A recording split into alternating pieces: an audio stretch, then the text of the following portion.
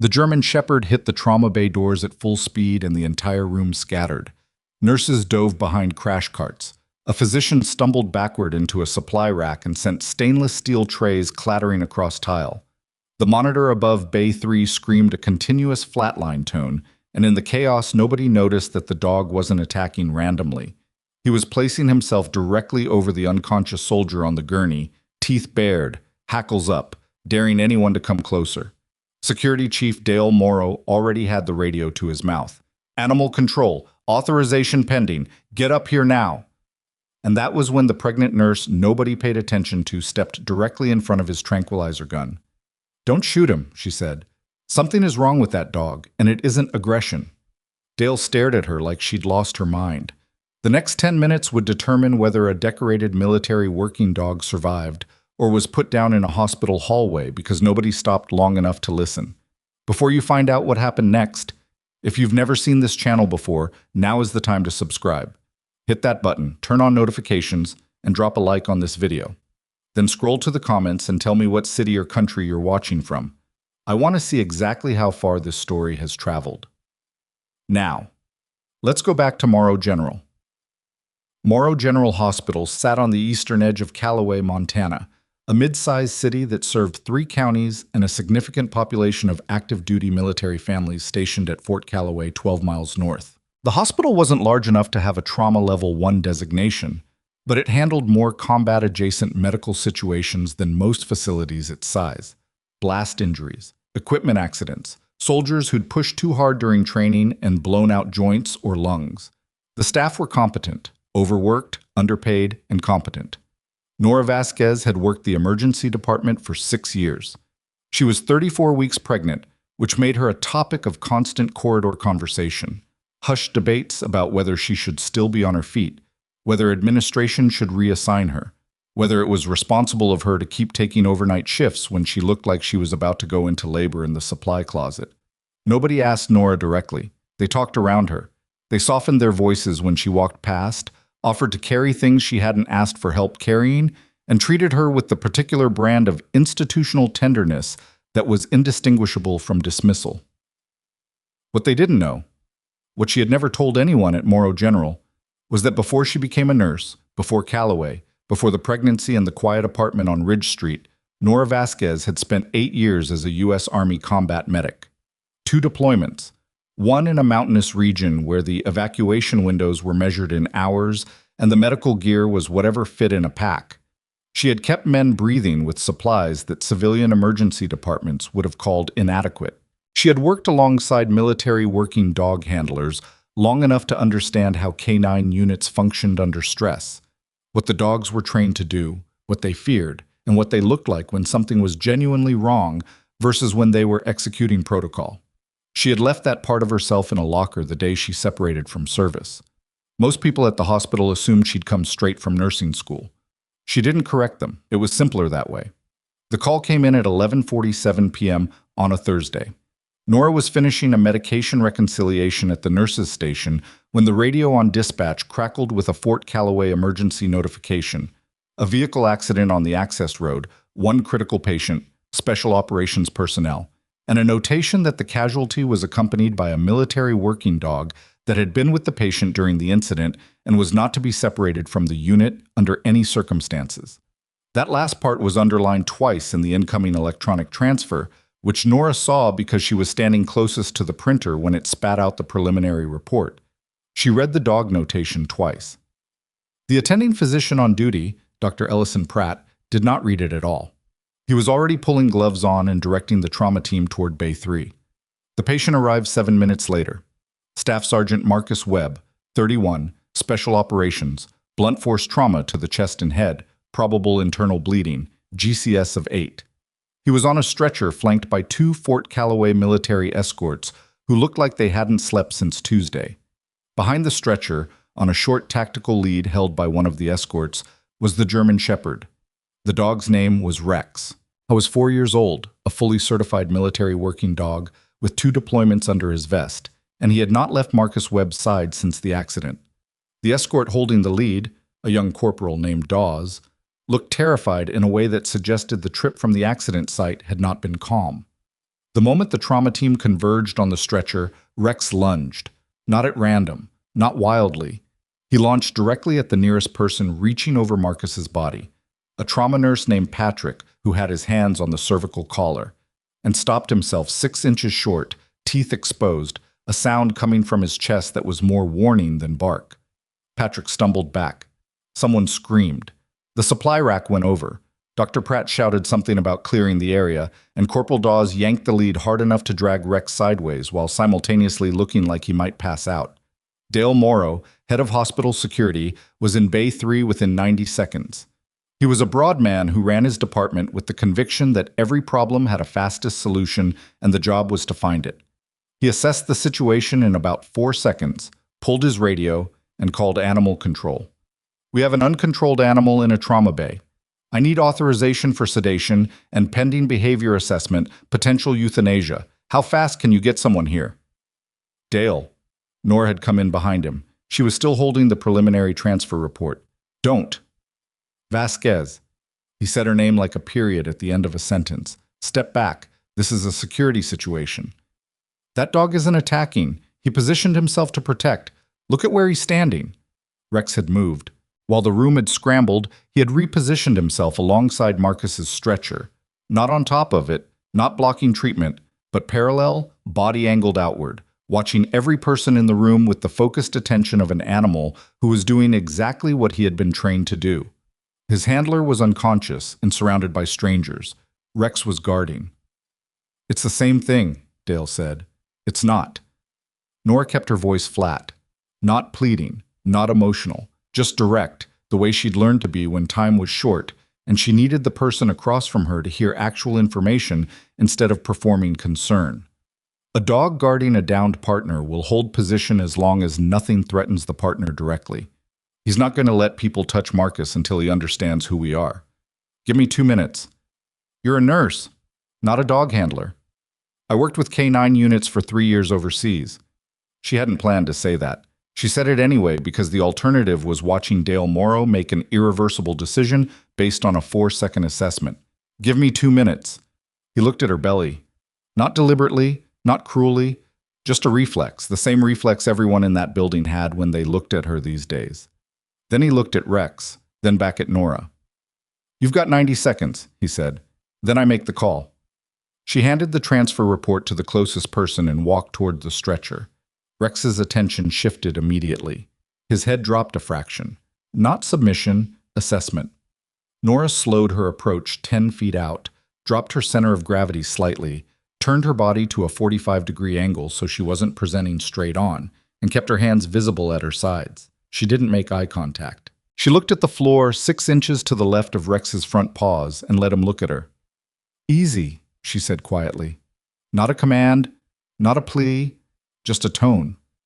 "I know. He's yours. I know." Rex's ears shifted, and then the monitor above Bay 3 emitted a standard alert tone, a 3-pulse electronic alarm indicating a blood pressure threshold had been crossed, and Rex erupted. He didn't go for Nora. He spun 180 degrees and launched himself at the monitor cart, and the sound that came from him wasn't the guard dog warning of a few minutes ago. It was different. Panicked and furious at the same time, the way an animal sounds when it's in pain and doesn't understand where the pain is coming from. Corporal Dawes dragged the lead back, muscles straining. 2 orderlies grabbed the cart before it went over. Dr. Pratt shouted for someone to get the dog out of the building immediately. Dale Morrow had his radio up again. Nora stood completely still. She had seen the reaction, not the aggression, the target. Rex hadn't gone for the nearest person. He hadn't gone for her, which would have been the obvious threat if he were simply terrified and lashing out. He had gone for the monitor. Specifically, he had gone for it in the half-second following the alert tone. She filed that away. The military personnel who arrived over the next 40 minutes came in waves. First, a Fort Calloway medical liaison officer named Captain Breckett, who spoke quietly with Dr. Pratt and reviewed Marcus's incoming vitals with the expression of someone who already knew the news was bad. Then 2 more soldiers from Marcus's unit who stood in the corridor with that particular stillness that meant they were tracking everything happening around them while appearing not to. Then, around the 40-minute mark, a figure who moved differently than the others, a lieutenant colonel named Adair Marsh, Army veterinary course, who had driven from the base in what Nora estimated was significantly less time than the distance should have allowed. Lieutenant Colonel Marsh was somewhere in her late 40s, short gray hair, carrying a hard-sided case that she set down on the nurse's station counter without asking permission and opened immediately. She introduced herself to nobody. She walked directly to where Rex was now contained, in a curtained side bay, leads secured to the rail, Corporal Dawes sitting on a chair outside looking like he'd aged a decade. And she stood at the curtain and looked at the dog for a long time. Rex was pressed into the corner.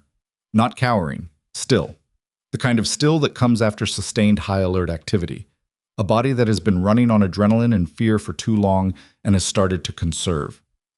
"Who made the primary behavioral observations tonight?" Marsh said without turning around. "That was me." Nora came up on her left. "Nora Vasquez, ER charge nurse." Marsh turned and looked at her with the focused attention of someone cataloging information rapidly. Her gaze went to the name badge, to the belly, back to the face. "What did you see?" Nora told her. "Exactly, in the order it happened. Rex's initial positioning over Marcus, the guard behavior, the reaction to the monitor tone, the direction of the attack, the specific half-second timing between the tone and the response." Marsh listened without interrupting. When Nora finished, she was quiet for 3 seconds. "You're not describing aggression," Marsh said. "No. You're describing a pain response." "Yes." Marsh turned back to the curtain. "How many monitor alerts have sounded in this department in the last hour?" 4 separate events, 3 from Bay 3, 1 from Bay 7. And the dog reacted to which ones? Nora had been counting without consciously deciding 2. Bay 3. All 3. Not Bay 7. Marsh's jaw tightened slightly. She unlatched her case. From the corridor, Dale Morrow's voice carried over the general noise.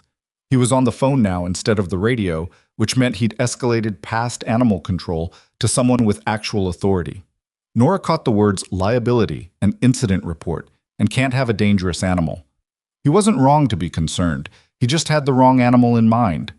Marsh pulled equipment from the case, a device Nora didn't recognize, roughly the size and shape of a TV remote, attached to a display screen. She crouched at the curtain edge, still not entering the bay, and powered the device on. Rex's head came up. Not in aggression, in something more like recognition, which was somehow worse to watch. The idea that a dog could recognize the source of its pain and brace for it even when it wasn't happening yet. Marsh looked at the readout on her screen. Her expression didn't change, which, Nora was already learning, was how she registered information that alarmed her. "When's the last time someone ran diagnostics on this animal's tactical equipment?" Corporal Dawes spoke from his chair without being asked. "Pre-deployment check. 8 weeks ago. Standard issue." Standard issue. Marsh said it like she was quoting something she disagreed with. She stood up, closed the device, and turned to face Nora directly. "That dog isn't going anywhere tonight," she said. "And if security tries to move him, they'll need to go through me first. They're talking about euthanasia authorization." Marsh's eyes went flat. "No, they're not." She picked up her case and walked toward Dale Morrow at a pace that suggested the conversation he was about to have was not one he'd been expecting. So, the treatment of Marcus Webb proceeded without Rex in the room. Dr. Pratt and his team worked efficiently once the immediate threat of interruption was removed. Chest imaging confirmed 2 fractured ribs and a splenic laceration, which put him on a surgical fast track. He was intubated, stabilized, and moved toward the OR within the hour. The military escorts followed as far as they were allowed, then stood in the corridor outside surgery and waited. Nora stayed in the ER. Her shift technically ended at midnight. It was now past 2 in the morning, and she was still there because nobody had asked her to leave and she hadn't felt inclined to go. She sat at the nurse's station and wrote her incident documentation with the careful, comprehensive language of someone who understood that the record she was creating tonight might matter later. She included the monitor tone correlation. She included the timing. She included Rex's targeting behavior. She included everything she'd told Lieutenant Colonel Marsh with timestamps. Patrick, the nurse Rex had nearly reached in the initial response, came and stood near her workstation with a cup of coffee he clearly didn't know what to do with. "That was an uncontrolled animal, Nora. I know what it looked like. Pratt's going to file a complaint about the delay in treatment access. Marcus Webb is in surgery receiving treatment. The delay was under 3 minutes. Patrick set the coffee cup down. I'm just saying, you've got a kid coming in less than 6 weeks. You don't have to be the one who steps in front of every situation. She looked at him. Somebody had to. He left without the coffee. Nora could hear the cadence of her voice, measured, urgent in a way that didn't perform urgency, and she caught fragments, equipment serial numbers, a date 8 weeks prior, a phrase that sounded like, not the first case. Not the first case. Nora filed that away alongside everything else she'd collected tonight, in the careful internal archive she'd been maintaining for years, the one that held the things she hadn't been asked about and hadn't volunteered, the parts of herself that this hospital had never needed and therefore never found. She pressed her palm flat against the side of her abdomen, felt the shift of weight inside her, and sat with the particular exhaustion of someone who has spent an entire night being right in a room full of people who hadn't wanted to hear it. Down the hall, Marsh ended the call. A few seconds later, Nora heard her make a second one. This one shorter, clipped. 3 words audible through the distance and the ambient hospital noise. Get them here. In the side bay, Rex lifted his head for the first time in an hour and looked directly at Nora through the gap in the curtain. She looked back. Whatever was coming next, it had already started. Whatever was coming next arrived before dawn. By 4:15 in the morning, 3 vehicles from Fort Calloway had pulled into the Morrow General parking structure, and the people who came out of them were not the kind of personnel the hospital usually received at that hour. 2 wore civilian clothes that fit the way military clothes fit, too precisely, not quite relaxed enough at the shoulders. 1 was in uniform.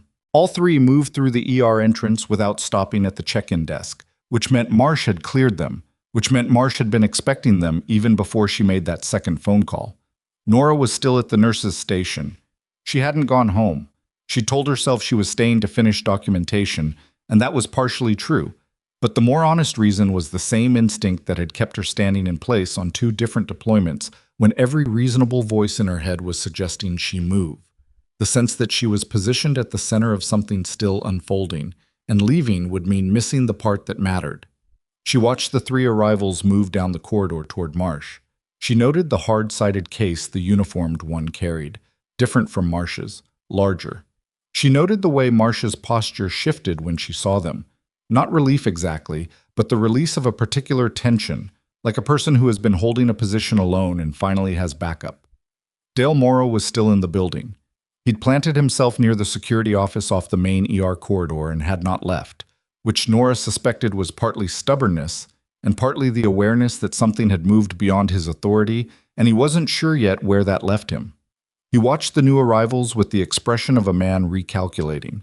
Nora went back to her documentation. 40 minutes later, Marsh appeared at the nurse's station. Your incident report from tonight, Marsh said. I need a copy. Hospital legal has to authorize release of... I know. I'm asking if you've completed it. Yes. Good. Marsh set a card on the counter. It had her name, rank, and a contact number, no unit designation. When legal clears the release, I want it sent to that number before anyone else gets a copy. Nora picked up the card. Can I ask what's happening with Rex? He's being evaluated by my team. The equipment he's wearing. Marsh looked at her steadily. What about it? You asked Corporal Dawes when the last diagnostic check was. You said standard issue like it meant something specific. Nora kept her voice level. And then you made a phone call for 45 minutes, and the first thing you said to whoever was on the other end was a serial number. Marsh was quiet for a moment, not uncomfortable, assessing. You were listening, she said. I was sitting 15 feet away.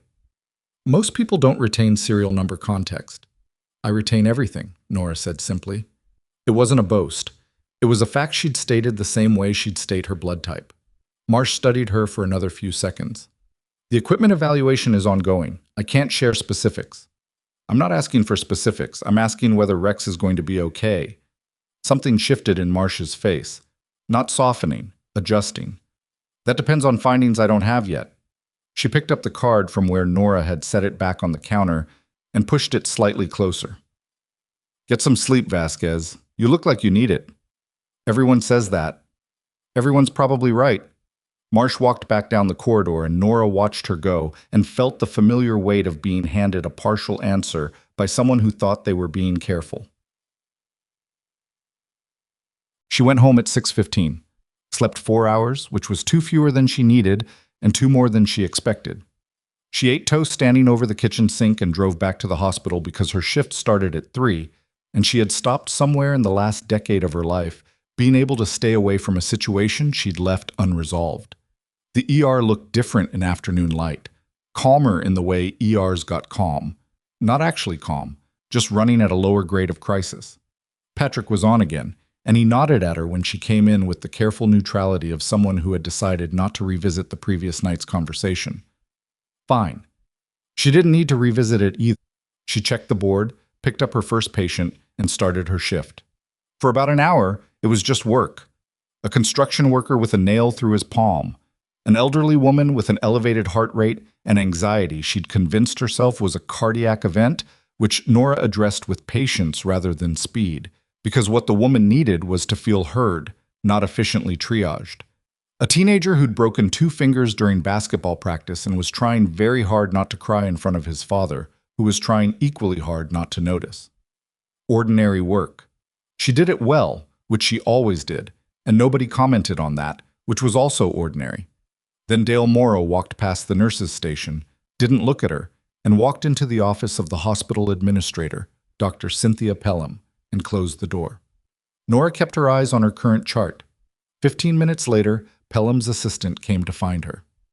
Cynthia Pelham was 52, ran Morrow General, with the efficiency of someone who had spent her career managing institutions rather than patients, and communicated in the register of someone accustomed to conversations that ended with other people agreeing to things. She was not unkind. She was extremely precise about what kindness cost. Dale Morrow sat in the chair to the left of her desk. He did not look at Nora when she came in. "And sit down, Nora." Nora sat. "I've been reviewing last night's incident documentation." Pelham had a printed copy on her desk. "And Dale's security report." "Okay. They're different documents. They describe the same events from different positions. That's expected." Pelham's expression was neutral in the particular way that meant she'd already decided something and was walking through the formality of the conversation. "Dale's report notes that you physically positioned yourself between a member of the security team and an animal he was attempting to manage. Is that accurate?" "I stepped in front of a tranquilizer gun being aimed at a military working dog that was exhibiting a pain response, not aggressive behavior. Yes." A tranquilizer, not a weapon. At that range, with an animal Rex's size, a miscalculation in sedation dosage could have been fatal, and the animal didn't need sedating. He needed the stimulus removed. "You're not a veterinarian." "No, I've worked with military canine units. I understood what I was seeing." Pelham set the report down. "Nora, you're 34 weeks pregnant. You intervened in a situation involving a large, agitated animal in a way that put you and your child at direct physical risk. I understand your intentions were sound, but the liability exposure for this hospital, the dog never moved toward me. You couldn't have known that. I had a reasonable basis to believe it, which I documented." "Your documentation," Pelham said, "also contains observations about monitor tone correlations and tactical equipment that are outside your scope as a charge nurse." Nora looked at her. "Those observations were accurate. Lieutenant Colonel Marsh confirmed them." "Lieutenant Colonel Marsh is here investigating a military equipment matter, which is her jurisdiction. Your jurisdiction is patient care." Dale shifted in his chair. He still hadn't looked directly at Nora, which she noted because Dale Morrow was not usually a person who avoided eye contact. He was a person who used it as a dominance tool. The fact that he was sitting slightly forward, shoulders held carefully neutral, suggested the conversation before she'd arrived had not gone entirely the way he'd wanted. "I'm not here to discipline you," Pelham continued, "but I need to reassign your responsibilities for the remainder of your pregnancy. Desk duties, patient coordination, documentation, no floor trauma response." Nora was quiet for a moment. "That's 3 weeks minimum," she said, "probably longer. We can revisit post-delivery. Marcus Webb is alive because treatment wasn't delayed longer than it was. Rex is alive because someone understood what was happening before a decision was made that couldn't be undone. And I'm grateful for that," Pelham said. "I'm also responsible for this facility and the staff in it." She looked at Nora's abdomen briefly. That same reflex, universal, involuntary. This isn't punishment, it's management of risk. It was both those things. Nora understood that. She also understood that arguing further in this room with these two people was not going to change the outcome and would cost her something she might need later. "All right," she said. She stood up and she left. The reassignment took effect the following morning. Nora moved from the trauma floor to the coordination desk on the second floor, a position that involved managing patient flow, interdepartmental communication, and the steady production of documentation that kept a hospital's administrative systems functional. It was not exciting work. Several of her colleagues offered condolences with the delicacy of people delivering bad news, and she accepted them without comment. What none of them knew, because she had told no one, was that the coordination desk had a direct communication line to the ER charge position, access to all active patient records in the hospital, and a view down the main corridor that gave her sightlines to 3 department entries, including the one that led to the auxiliary wing, where the military team had set up a temporary working space. She hadn't asked for that view. It was where the desk was. She documented, she coordinated, she watched. Rex had been moved to a temporary veterinary setup in the auxiliary wing under Marsh's supervision. Nora knew this because she processed the supply requisition that included specialized veterinary monitoring equipment and a dietary modification order that didn't match anything in the hospital's standard animal management protocol, which meant Marsh had written it herself. On the second day of Nora's reassignment, one of the Fort Calloway soldiers she'd seen arrive before dawn appeared at the coordination desk and asked whether there was a quiet space he could use for a phone call. His name tag said Reeves. She directed him to an empty family consultation room around the corner. He came back 40 minutes later, and he looked older than when he'd left. "Thank you," he said. "Room's available until 4 if you need it longer." He paused. He was young, 25, maybe 26, with the kind of face that hadn't fully settled into whatever it was going to become. "Were you the one who stayed with Rex last night after they moved him?" "For a while." He nodded slowly. "Corporal Dawes said someone sat outside his bay at 3 in the morning and talked to him. Said it was the only time he settled." Nora didn't say anything. "I'm Marcus Webb's team," Reeves said. "His whole team is here. We've been here since last night." He looked at his hands. "He's not... The surgeons are saying the next 48 hours are significant. They keep using that word. Significant." "It means they're watching closely," Nora said. "That's what you want them to be doing." "Yeah." He didn't sound convinced, which was appropriate because it wasn't a very convincing thing to say. "Rex and Marcus have been partnered for 3 years. Rex doesn't do well when Marcus is..." He stopped. "Anyway, I just wanted to say, what you did the first night, Dawes told us. None of us knew how bad it had gotten until we saw the security report." "How did you get a copy of the security report?" He looked at her with a slightly surprised expression. "Marsh requested it." Of course she had. "Tell Corporal Dawes Rex is doing better," Nora said. It was what the records she'd processed indicated, and it was the most accurate thing she could offer him. Reeves left, and Nora went back to her documentation, and 2 hours later, the second thing happened that she'd been waiting for without knowing she was waiting for it. The supply log flagged an anomaly. It was buried in a requisition chain that most coordinators would have routed automatically. Equipment intake for the auxiliary wing, military designated, marked for restricted access. Standard enough that it would have moved through processing without a second look. Nora gave it a second look because she gave everything a second look, and because one of the line items was a diagnostic system she'd seen described in military contractor procurement documents during her service years. A system she recognized by a specific model prefix that had been controversial in equipment review circles for reasons she remembered with the particular clarity of someone who'd been in a briefing room when the concerns were first raised. The model prefix was VTAS-7. She sat with that for a moment. Then she pulled the civilian equivalent of the diagnostic logs Marsh's team had been running, not the restricted military records, which she couldn't access, but the hospital-side intake paperwork that had been filed when the equipment arrived, which listed the originating unit, the chain of custody, and the date of last service certification.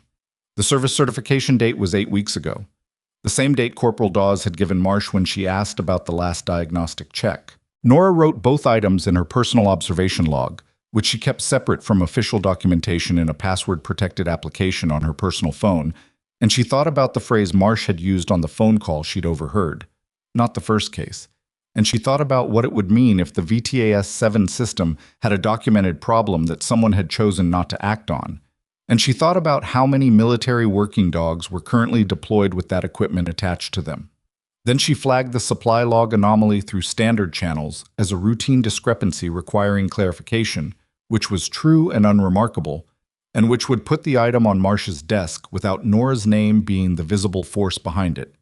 The flag landed in Marsh's auxiliary wing inbox at 4:17 in the afternoon. At 4:49, Marsh walked past the coordination desk without stopping and said, without looking at Nora, "Good catch." Nora kept typing. What? The next 72 hours ran on 2 tracks simultaneously, and Nora navigated both from her desk on the second floor. The first track was Marcus Webb. He came out of the critical window on the second day. Improved responsiveness, stable vitals, breathing on reduced support. The surgical team was cautiously optimistic, which in surgical team language meant they thought he was going to make it, but weren't ready to put money on a timeline. His unit rotated through the ICU waiting area in shifts, and Nora processed the visitor coordination for all of them, which meant she had a functional picture of who was there, when, and what was being said in the conversations they had with the nursing staff. What the nurses upstairs were noting, which filtered down through the interdepartmental communication system Nora now managed, was that Marcus Webb was intermittently conscious, increasingly alert, and asking about his dog with a consistency that the ICU staff described as concerning from a recovery standpoint, because every time he asked and received an answer, he tried to sit up. The second track was less visible and moved faster. Marsh's team in the auxiliary wing had been running diagnostics on Rex's tactical equipment for 2 full days. Nora didn't have direct access to their findings, but she tracked the periphery, the supply requests, the communication logs, the visitor access records, and what she assembled from those edges was a picture with a clear shape. On the second evening, 2 people arrived from outside the hospital system, not military, civilian, in the specific way that meant federal. They carried credentials. Nora didn't see directly, but heard Dale Morrow describe to Pelham as agency level, which was the kind of phrase Dale used when he was trying to sound more informed than he was. They went directly to Marsh's space and didn't come out for 4 hours. On the third morning, Pelham called Nora back into her office. This time, Dale wasn't there. "The military team has formally requested your observation documentation," Pelham said. "The supplemental log you filed specifically. That's not standard hospital record.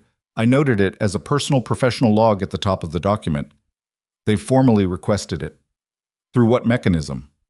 Pelham looked at her with an expression that said she found the question both reasonable and inconvenient. "A federal investigative request. They have the authority to compel." "Then they'll get it." Nora kept her voice even. "I'd like to be present for any questions about its content." "That's not usually—" "I'd like to be present," Nora said again, and the tone was the same as it had been in the trauma bay when she'd stepped in front of the tranquilizer gun. Not loud, not aggressive, just the specific flatness of someone who has decided and is communicating the decision rather than opening a discussion. Pelham looked at her for a moment. "I'll pass that along." The meeting happened in the auxiliary wing. It was not a large room. Marsh was there, and the 2 federal personnel whose names Nora had now learned were Holt and Crandall, one from a federal contracting oversight body, and one with credentials she identified as Department of Defense Inspector General, and a woman who introduced herself only as Reyes and wrote down everything anyone said in a notebook rather than on a device. Nora sat across from Holt, who was 50-something, methodical, and had the kind of patience in his stillness that came from having spent a career getting people to tell him things at their own speed. "We've reviewed the incident documentation," he said, "the hospital report, the security report, and the supplemental observation log you filed independently." "All right." "The observation log contains details about equipment model designation and service certification dates that aren't typically within a charge nurse's range of attention. How did you identify the VTAS-7 reference?" "I recognized the model prefix from equipment review materials I encountered during my military service." Holt looked at her over the top of his reading glasses. "You served." 8 years, Army combat medic, 2 deployments." He wrote something down. "That wasn't in your hospital employment file." "No." "Why not?" "It wasn't relevant to civilian nursing practice, and I didn't volunteer it." Holt and Crandall exchanged a look that was brief and calibrated. The VTAS-7 designation, Crandall said. He was younger, more direct, with the energy of someone who was used to moving cases faster than the institutions around him cooperated with. You flagged the service certification date against the date Corporal Dawes cited to Lieutenant Colonel Marsh. They matched. What significance did that have for you? It meant the last diagnostic check happened at a specific time. I wanted to know whether that timing meant anything in relation to Rex's behavioral changes. What did you know about the VTAS-7 system prior to this incident? She was careful here, not evasive, precise. I knew it had been introduced as an experimental battlefield communication enhancement for K-9 tactical units. I knew there had been concerns raised in review about its ultrasonic feedback parameters. I didn't know the status of those concerns after my separation from service. Where did you hear the concerns raised? A briefing. I don't remember the designation. It was incidental to my primary duties at the time. She paused. I'm not claiming I had specific knowledge of a cover-up, if that's what you're working toward. I had a fragment that became relevant when I saw Rex's reaction to the monitor tone. Marsh spoke for the first time since Nora had sat down. Walk them through the reaction, exactly as you observed it. Nora walked them through it, the same way she'd told Marsh the first night. Sequential, specific, without editorializing. When she described the targeting behavior, the direction Rex had moved, the half-second timing, Reyes's pen moved faster. When she finished, the room was quiet for a moment. Ms. Vasquez, Holt said, and his tone had shifted in a way she'd been trained to recognize, the shift from inquiry to something with more weight behind it. What we're working to determine is whether the manufacturer of the VTAS-7 system was aware of the feedback anomaly prior to fielding the equipment. The behavioral pattern you observed in Rex is consistent with patterns documented in 2 other military working dogs assigned to units in different states over the past 14 months. In both prior cases, the dogs were assessed as aggressive and removed from service. Nora was very still. They were assessed as aggressive, she said. Yes. And the equipment? Was serviced and reissued, Crandall said, to other units. The specific coldness of that answer settled in the room like weather. The manufacturer's service records, she said. Certification dates. Is the timing consistent across the 3 cases? Holt looked at her without expression, which was itself an answer. She thought about Marsh on the phone in the early morning hours, saying serial numbers. She thought about the federal personnel who'd arrived and stayed 4 hours. She thought about the document that had moved through her supply queue with a model prefix she'd recognized from a briefing 8 years ago in a room where the concerns were raised and then, apparently, set aside. The 2 dogs that were removed from service, she said. Where are they now? Holt was quiet for a beat. That's under investigation. It was the answer that told her they didn't have a good answer yet. She sat with that for a moment. Then she asked the question she actually needed answered. Is Rex going to be cleared? Marsh spoke again. That's the goal. Goals and outcomes are different things. I know that, Marsh said. But yes, that's where we're headed. Nora nodded. She stood to leave and Crandall said, One more thing. The supplemental observation log, the flag you put on the supply anomaly. You routed it through standard channels. Yes. Why not bring it directly to Lieutenant Colonel Marsh? Nora picked up her bag. Because information that moves through standard channels has a timestamp and a chain of custody. Information handed person to person can be questioned later. She looked at him. I've been in enough situations where the record was all that was left. I make sure the record exists. She walked out, and in the corridor she stood for a moment with her hand pressed flat against the wall, not because she was tired, though she was, deep in the specific way of someone who has been running on less sleep than she needs, but because the weight of what she'd just heard required a moment before she could move forward from it. 2 dogs. Removed from service. Equipment reissued. She pushed off the wall and walked back toward the elevator. Behind the closed door of the auxiliary wing, she heard Holt's voice begin what sounded like the start of a long conversation, and she heard Marsh respond with the kind of certainty that comes from someone who has finally put all the pieces in order and is now only waiting for the structures around her to catch up. In the ICU 4 floors above, Marcus Webb's vitals were holding steady. And in the veterinary bay at the end of the auxiliary wing corridor, Rex had eaten for the first time since arriving at Morrow General. A small thing, a routine thing, the kind of detail that gets noted in a record and forgotten, except that Lieutenant Colonel Marsh had been told immediately, and she had stood in the doorway of that bay for a full minute before she went back to work. The manufacturer's name was Delvicor Systems. Nora had not heard it in that room, but she had seen it on the intake paperwork that crossed her desk the morning the equipment arrived, and she had written it in her log 6 days ago without yet knowing why it would matter. She had a feeling she was about to find out. She found out 3 days later, and not the way she expected. It started with a phone call to the coordination desk at 7:40 in the morning, a blocked number, which the desk phone flagged with a small amber light, routed through the hospital's external line rather than the internal system. Nora answered it because it was her desk, and that was what she did. Vasquez. The voice was male, older, with the specific clipped cadence of someone who had spent decades in institutions, where economy of language was a professional value. I'm told you're the one who flagged the VTAS intake documentation. Who am I speaking with? Someone who would like to know whether you've shared the Delvicor name with anyone outside the investigative team. Nora was quiet for exactly 2 seconds. This call isn't coming through the Federal Investigative Channel. No. Then I don't think I should continue it. She hung up. She sat for a moment with her hand resting on the receiver, not moving. Then she picked up her personal phone and sent a text to the number on Marsh's card. 7 words, blocked call. Asked about Delvicor, external line, 0740. She didn't elaborate because Marsh would understand what the call meant and wouldn't need elaboration. The response came back in 4 minutes. Document it. Don't discuss with hospital admin yet. Nora opened her personal log and documented it. Timestamp, line source, content, duration, her response, and the fact that the caller had known both her name and her role in flagging the documentation, which meant the information had moved outside the investigative team before Marsh's people had finished their work. She noted that without editorializing and moved on to the morning's coordination queue, because the work didn't stop, and she had learned a long time ago that the best thing she could do in a situation she couldn't fully control was stay functional. At 9:15, Marsh appeared at the coordination desk. She didn't say anything about the text. She set a printed document face down on the counter, kept one hand on it, and said quietly, "We need somewhere private." The family consultation room around the corner was empty.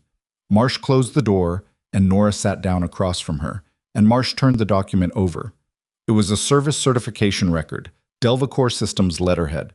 Nora recognized the model prefix immediately, VTAS 7, unit serial numbers running down the left column, certification dates in the next column, and in the rightmost column, a field labeled Anomaly Flag Status that should have contained entries reading cleared or pending, but instead contained, across 11 separate serial numbers, an entry that read Internal Review, Deferred. Deferred. Not resolved. Not cleared. Deferred. Which in equipment certification language meant someone had identified a problem, assigned it to a review process, and then declined to halt distribution while the review was ongoing. The dates on the deferred flags ranged across a 14-month window. Rex's unit serial number was on the list. So were 2 others Nora recognized from context. The units assigned to the dogs that Holt had described as removed from service and assessed as aggressive. "Where did this come from?" she asked. "A Delvicor engineer. She contacted the Inspector General's office yesterday. She's been trying to get internal review to act on the anomaly flags for 11 months. Marsh's voice was flat in the way that meant she was managing something. She documented every internal escalation she attempted. Every one was closed without action. The call I received this morning. Yes. We think it came from Delvicor's legal division. They know she made contact. They're trying to determine the scope of external exposure before we get to formal discovery." Nora looked at the document. 11 serial numbers, 14 months. How many dogs are currently deployed with VTAS 7 units that carry these flags? Marsh was quiet for a moment. Potentially 14. We're still verifying deployment assignments. The number sat in the room between them. Rex was one of the better outcomes, Marsh said. It was not a comfortable thing to say, and she said it without pretending it was. The 2 prior cases, the dogs that were removed from service, one of them was euthanized. The assessment came back aggressive. The handler consented because he trusted the process. And by the time the unit moved on, there was nothing left to examine.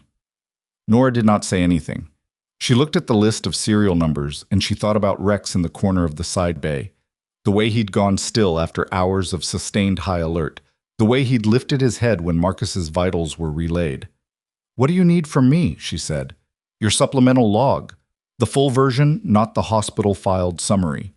And a formal statement about the VTAS model recognition. The briefing you attended. Whatever you can reconstruct about the timeline of when those concerns were first raised internally." "I can reconstruct the broad timeline, not specific document designations. Broad is enough to establish that the anomaly was known, or knowable, prior to the 14-month window on that certification record." Marsh tapped the document. "The engineer's documentation covers what happened inside Delvacor. We need external corroboration that the concerns had a wider circulation, that they weren't contained to one internal review process." "How long do I have?" "Crandall wants the formal statement by end of business today. The investigation is moving faster than anticipated because of the engineer's contact. Delvacor's legal team is going to start filing containment motions as soon as they've assessed their exposure, and once that happens, the document access gets complicated." Nora stood up. "I'll have it by 2. She did. She spent her lunch break and the following 40 minutes writing a statement that was precise about what she knew, precise about what she didn't know, and precise about the distinction between the two. The kind of document that holds up under examination because it doesn't claim more than it can support. She sent it to the federal contact number at 1:57 and spent the remaining time before her afternoon duties eating a sandwich she'd bought from the hospital cafeteria and didn't particularly taste. The thing about high-stakes situations that nobody talked about enough was how much of them was just waiting while other people worked. The investigation moved forward without her visible involvement. She knew it was moving because she could read the signs in the activity around her. Holt and Crandall were in the auxiliary wing every morning when she arrived, and they left late. Reyes, who never stopped writing in her notebook, had started filling a second one. Fort Calloway had sent additional personnel, and 2 of them had taken up residence in a small meeting room near the auxiliary wing that the hospital had converted into a working space on Marsh's request. Marcus Webb was moved from the ICU to a step-down room on day 6. Nora knew this through the patient coordination system, and she processed the room assignment with the same procedural attention she gave everything else. And she noted in her personal log that his first recorded verbal communication to the nursing staff upon regaining consistent consciousness had been to ask about his dog, and that the nursing staff had told him Rex was receiving care in the facility, and that Marcus Webb had then asked to see him, and that the request had been flagged for Lieutenant Colonel Marsh to evaluate. She didn't know what Marsh had decided about that. It wasn't her department. On day 7, a new person arrived. Nora was at the coordination desk when she came through the main ER entrance, a woman in her mid-40s, business clothes, carrying a laptop bag, and moving with the purposeful stride of someone who had a meeting scheduled and expected to be on time for it. She stopped at the desk and gave her name as Whitmore, and she asked to be directed to hospital administration. "Do you have an appointment with Dr. Pelham?" "I have a meeting with the legal and compliance team. I'm with Delvacor Systems." Nora directed her to the administrative wing without any change in expression and watched her go and immediately sent a text to Marsh. "Delvacor Representative, Whitmore. Heading to admin now." The response took 90 seconds. Expected. Don't engage, document. She documented it. What happened in Pelham's office over the next 2 hours was not something Nora could observe directly, but the aftermath was visible enough. Pelham's assistant came to the coordination desk at 11:40 with a request for Nora's complete hospital-filed incident documentation, everything from the first night formatted for legal review. The request was framed as routine, but the timing and the specific formatting requirement, legal review, not standard medical records, told her what she needed to know about its actual purpose. She processed the request through proper channels, which meant it went to medical records, which meant it would take a minimum of 4 hours to fulfill, which meant it wouldn't land in whoever was asking for it until mid-afternoon at the earliest. That wasn't obstruction. It was procedure. She noted the request in her log with a timestamp. 40 minutes later, Crandall appeared at her desk with an expression that was controlled in the specific way of someone exercising significant restraint.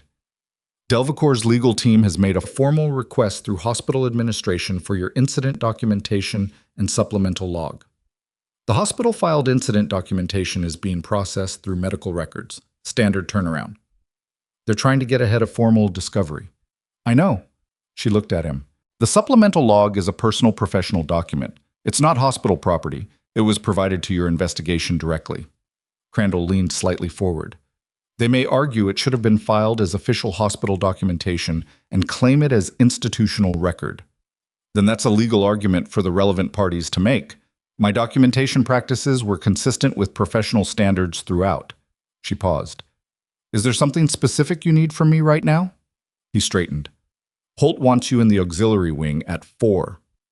I have coordination duties until 3:30. 4 is fine. He left, and Nora turned back to her screen, and in the afternoon light coming through the window on her left, she could see the parking lot and the vehicle she was fairly certain was Whitmore's rental car, still in the same space, which meant the meeting in Pelham's office was still running, which meant Delvacor's legal team had more to say than a 2-hour conversation could contain. She worked through her afternoon queue without interruption and left the desk at 3:32. The auxiliary wing felt different when she walked in at 4. The setup had expanded, another table had been brought in, and the printed materials covering it were organized with the particular density of an investigation in its documentation phase.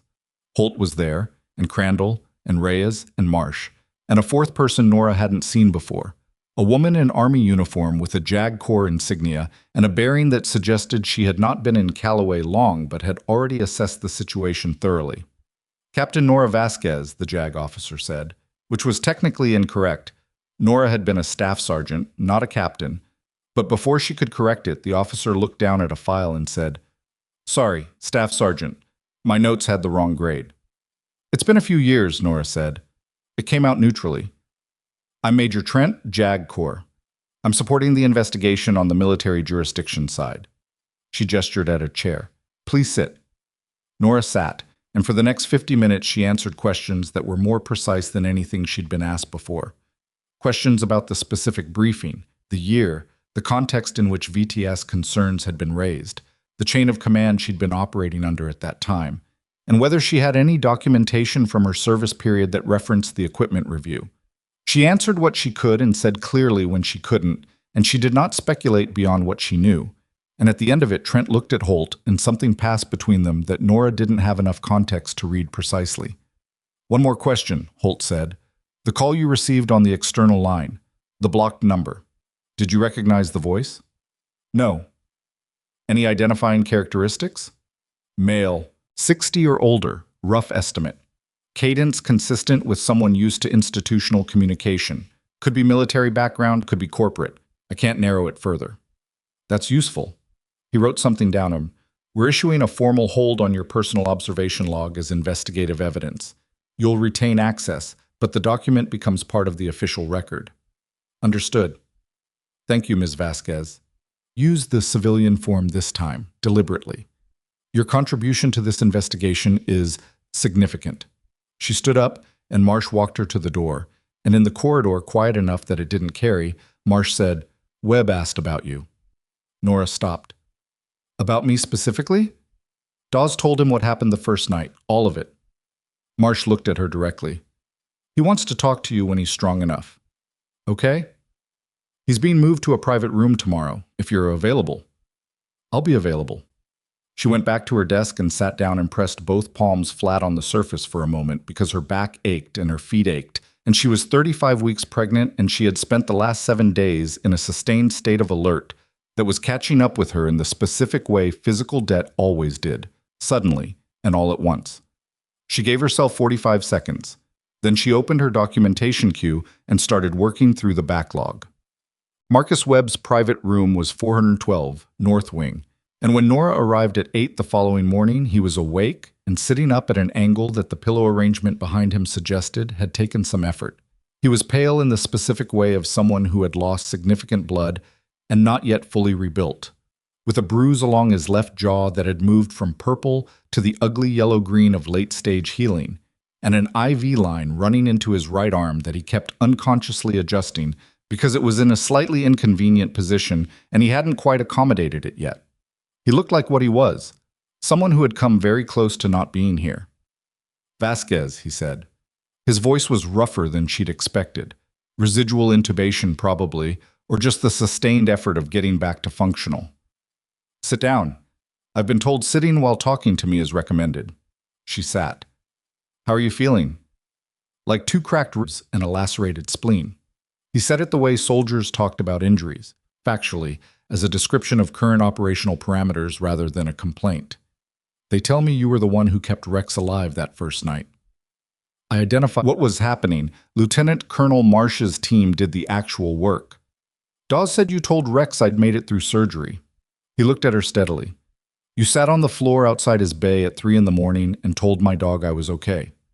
There wasn't a response to that which didn't feel either dismissive or excessive, so she didn't offer one. I've been in this unit 9 years, Marquis. I've watched people look at a military working dog and see equipment. That's the word they use. Asset, equipment. He moved the IV line again, that unconscious small adjustment. You saw him. He wasn't hard to read if you knew what to look for. Most people don't want to know what to look for. She didn't argue with that because it was true. He was quiet for a moment, and in the quiet she could hear the soft, rhythmic sound of the monitoring equipment at his bedside. And she noted with a specific involuntary attention that the alert tone threshold on this unit was set lower than the standard ER configuration, which meant it would chime at a lower pressure deviation, which was appropriate for a step-down patient, but which she hadn't consciously thought about until just now, sitting in the room, listening to it. The investigation, Marcus said, they haven't told me everything. They tell me enough to keep me calm and not enough to make me try to get out of bed. That's probably the right call medically. Probably. He looked at the window. Morning light, flat and gray. Montana autumn, the kind of light that didn't have much warmth in it.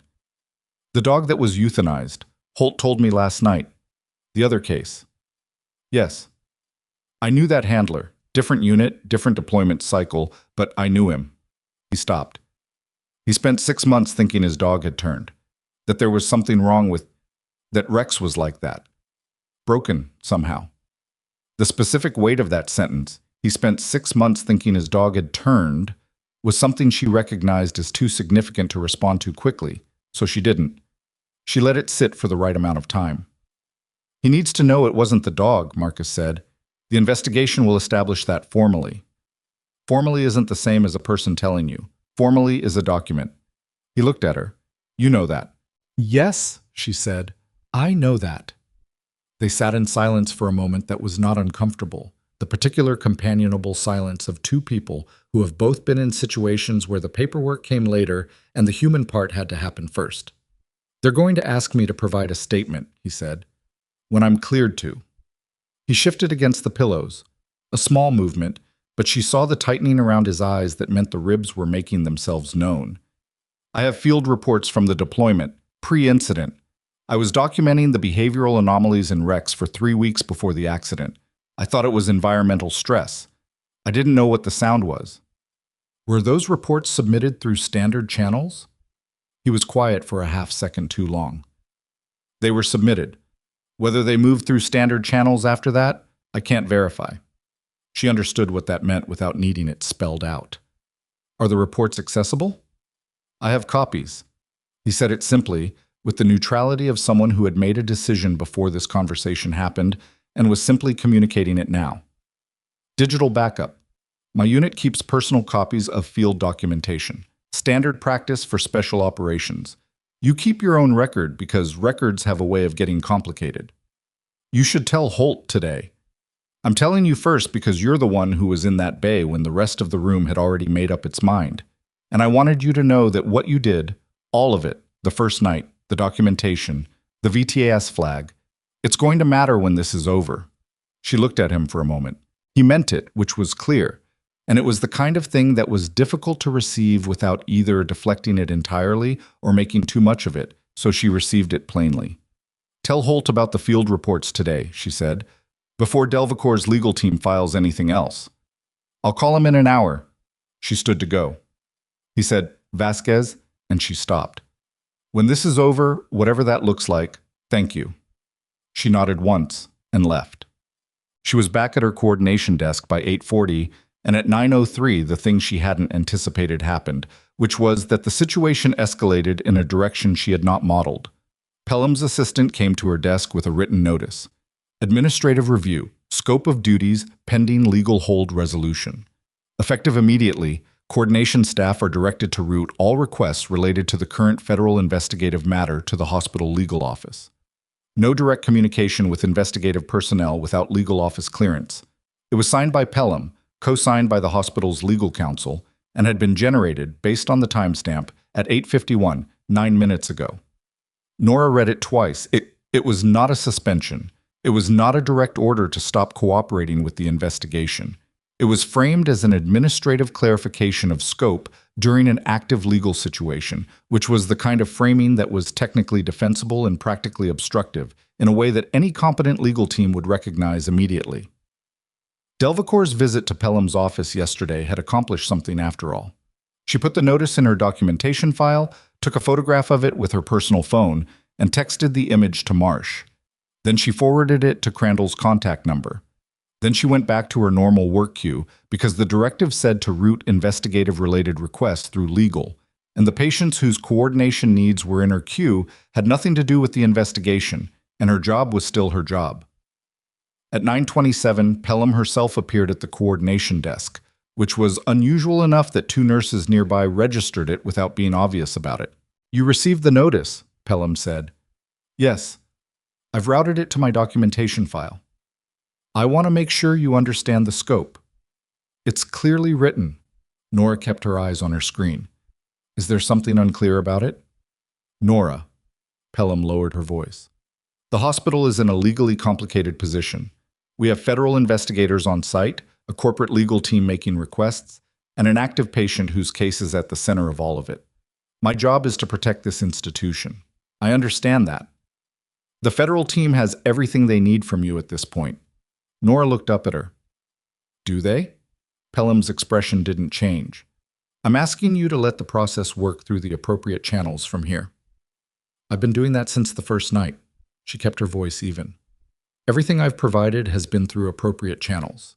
Everything I do going forward will be through appropriate channels." She paused.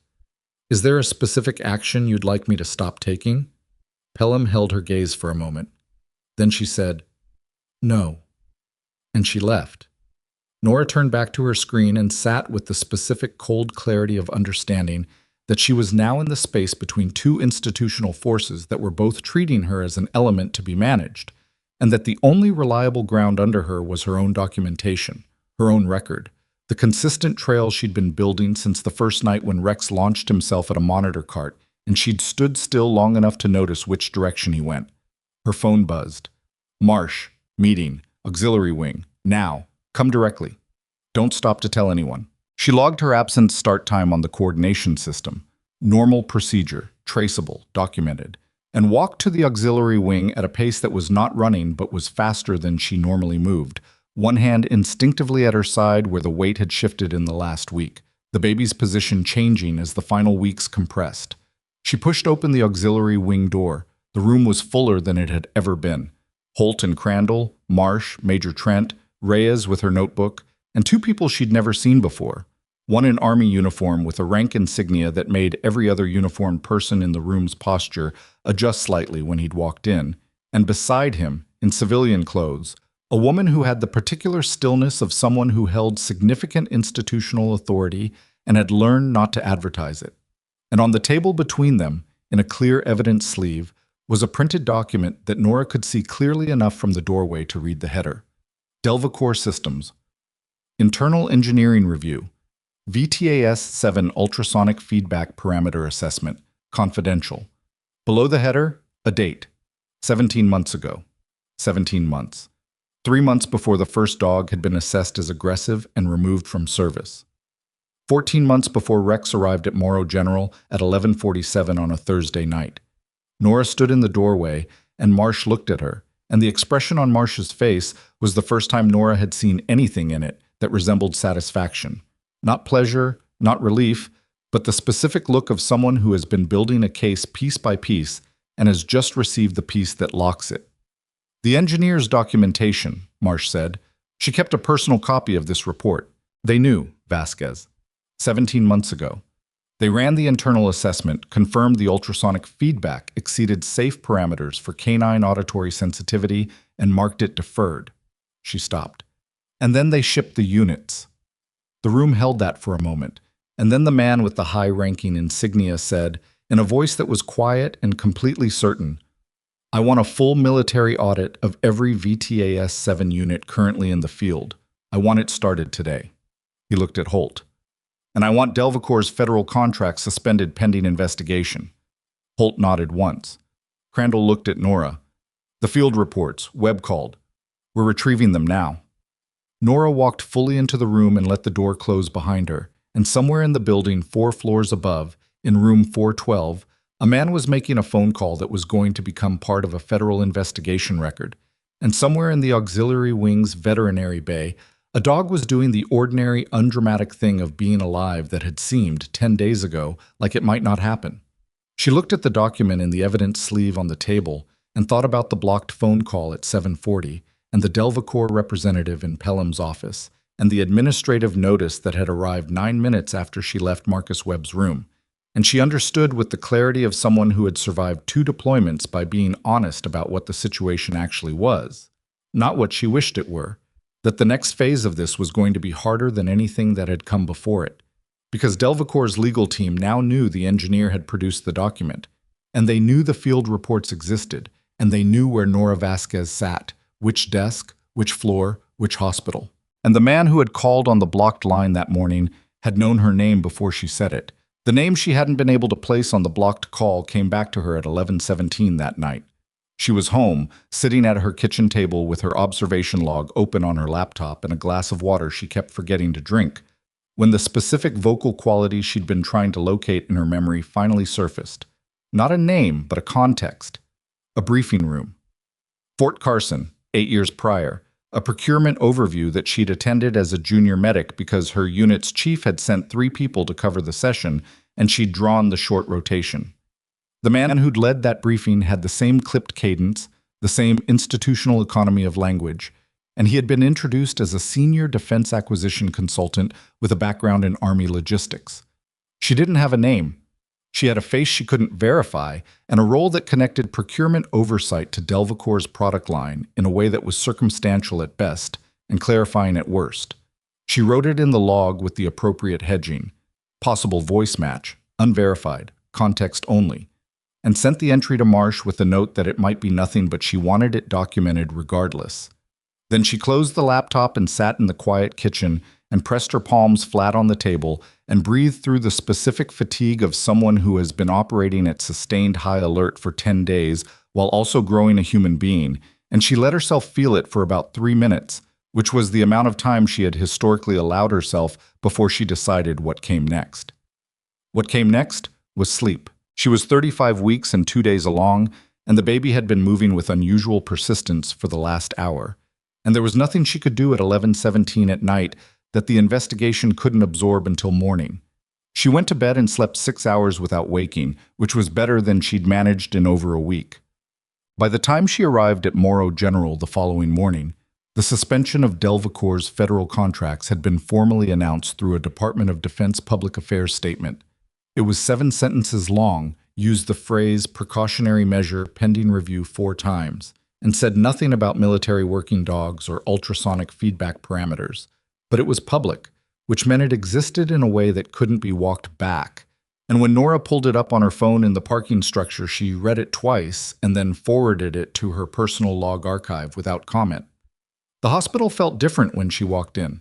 Not dramatically different. The ER was running at its normal morning pace. The coordination desk had its standard backlog. But there was a current underneath the ordinary activity, the specific atmospheric change that happens in an institution when something significant has moved beyond its walls, and the people inside are recalibrating how they relate to it. 2 nurses at the station were talking quietly when she came in and stopped when they saw her, which meant the conversation had been about her or adjacent to her. She didn't address it. She logged in, reviewed the queue, and started her shift. At 8:40, Dale Morrow walked past the coordination desk and stopped. In 11 days, this was the first time he had voluntarily approached her workstation since the night of the initial incident. He stood with his hands in his pockets, which was not his usual posture. Dale operated with a certain physical authority that came from how he occupied space, and the hands-in-pocket stance was a compression of that, a man making himself slightly smaller. "I heard about the contract suspension," he said. "It was in the public statement." "I read it." He was quiet for a moment. "The euthanasia call. The first night. You were operating on the information you had." "I was operating wrong."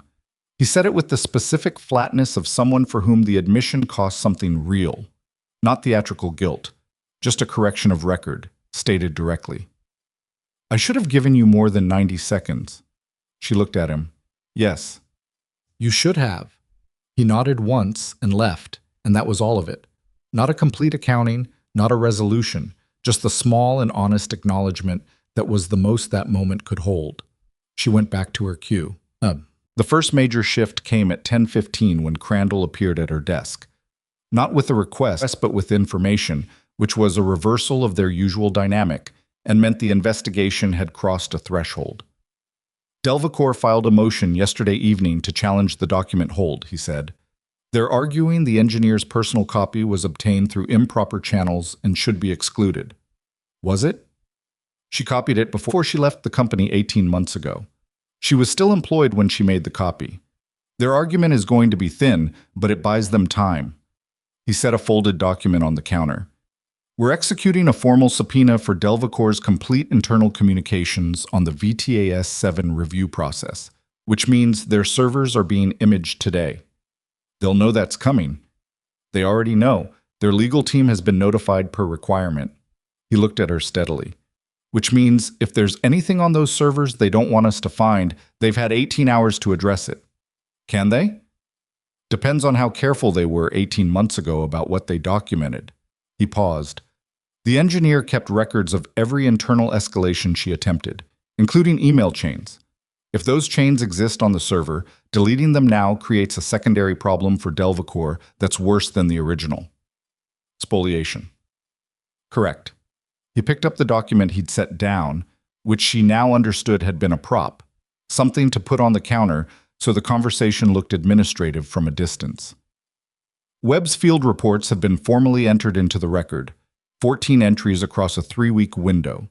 Detailed, time-stamped, consistent with the behavioral pattern Lieutenant Colonel Marsh documented from the equipment diagnostics." He looked at her. "They corroborate your observation log at every point of intersection." She absorbed that. "Does that change anything materially?" "It means the behavioral record is now established from 3 independent sources: a combat medic nurse who identified the pattern in real time, a veterinary officer who confirmed it diagnostically, and the handler who documented it longitudinally before the incident." He was quiet for a moment. "It means the picture is complete." He left, and Nora sat with the phrase, "the picture is complete," and felt the particular complex weight of something she'd been building for 11 days arriving at its full shape. Not relief exactly, because the outcome wasn't resolved yet, but the specific stability of knowing that the foundation was solid, that the record existed and was corroborated and could not be reasonably disputed. Her phone buzzed with a text from Marsh. "Webb has been cleared to provide formal statement. Jag is with him now. Reyes is there. He asked if you could be present." She looked at the message. Then she texted back, "I'll be there in 10 minutes. Room 412 held more people than it had on her last visit. Major Trent sat nearest the door with a recording device on the table beside her. Reyes was in the corner with Notebook 3. Marcus was sitting up straighter than before, still pale, still moving carefully around the ribs, but with more presence in his face, the quality of someone who had decided that recovering and doing something useful were not mutually exclusive activities. He saw her come in, and something in his expression settled. "You don't have to stay," he said. "I know you're not officially—" Marsh cleared my presence. "Then stay." He gave his statement over the following hour and 20 minutes.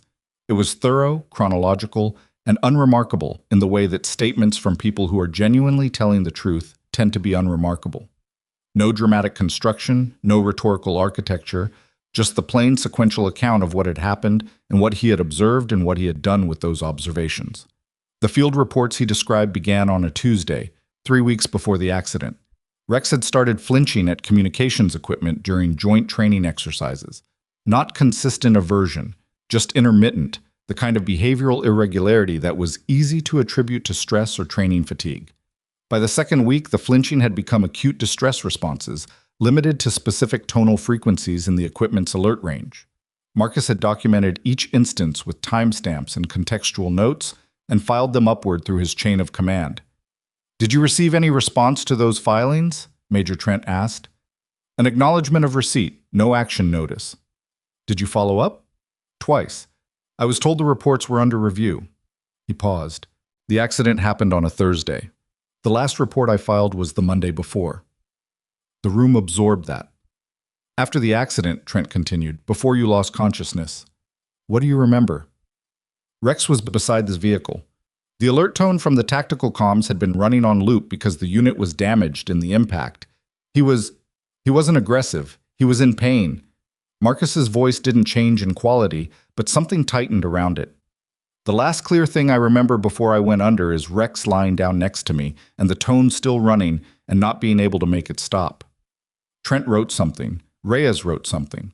Nora looked at the window and thought about the monitor in Bay 3 and the half-second between the tone and the response. And she thought about what it meant that Marcus Webb had been lying injured beside a damaged comms unit running the exact frequency that caused Rex unbearable pain, and that Rex had stayed beside him anyway. The statement concluded at 1:40. Trent gathered her materials. Reyes filled the last pages of Notebook 3 and opened a fourth. Marcus looked at the window for a moment after everyone else had started moving, and Nora stayed in her chair until the room thinned out. "The dog that was euthanized," he said without looking at her. "His name was Axis. The handler is Sergeant Dario Fells. He's at Fort Lewis." "Does he know about the investigation?" "Marsh called him yesterday." Marcus was quiet. "He didn't say much apparently, just asked if it could be confirmed." He stopped. "You understand what it means. To spend 6 months thinking your dog was broken, and it was your fault for not catching it sooner." "I understand. Someone needs to tell him in person." He looked at her. "Not a formal notification, a person. That's not in my capacity." "No, but it's in mine when I'm cleared to travel." He shifted against the pillows carefully. "I wanted you to know I'm going to do that." She nodded. It wasn't her thing to do, and she didn't pretend it was, and he wasn't asking her to. He was just telling her, the same way he'd told her about the field reports, stating a decision that had already been made.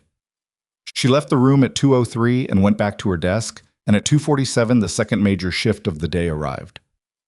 Holt called her coordination desk directly, which he had never done before. "Vasquez, the server imaging at Delvacor is complete. Their legal team is contesting the scope of the subpoena, but we have the data." He paused in a way that was not his usual precise economy.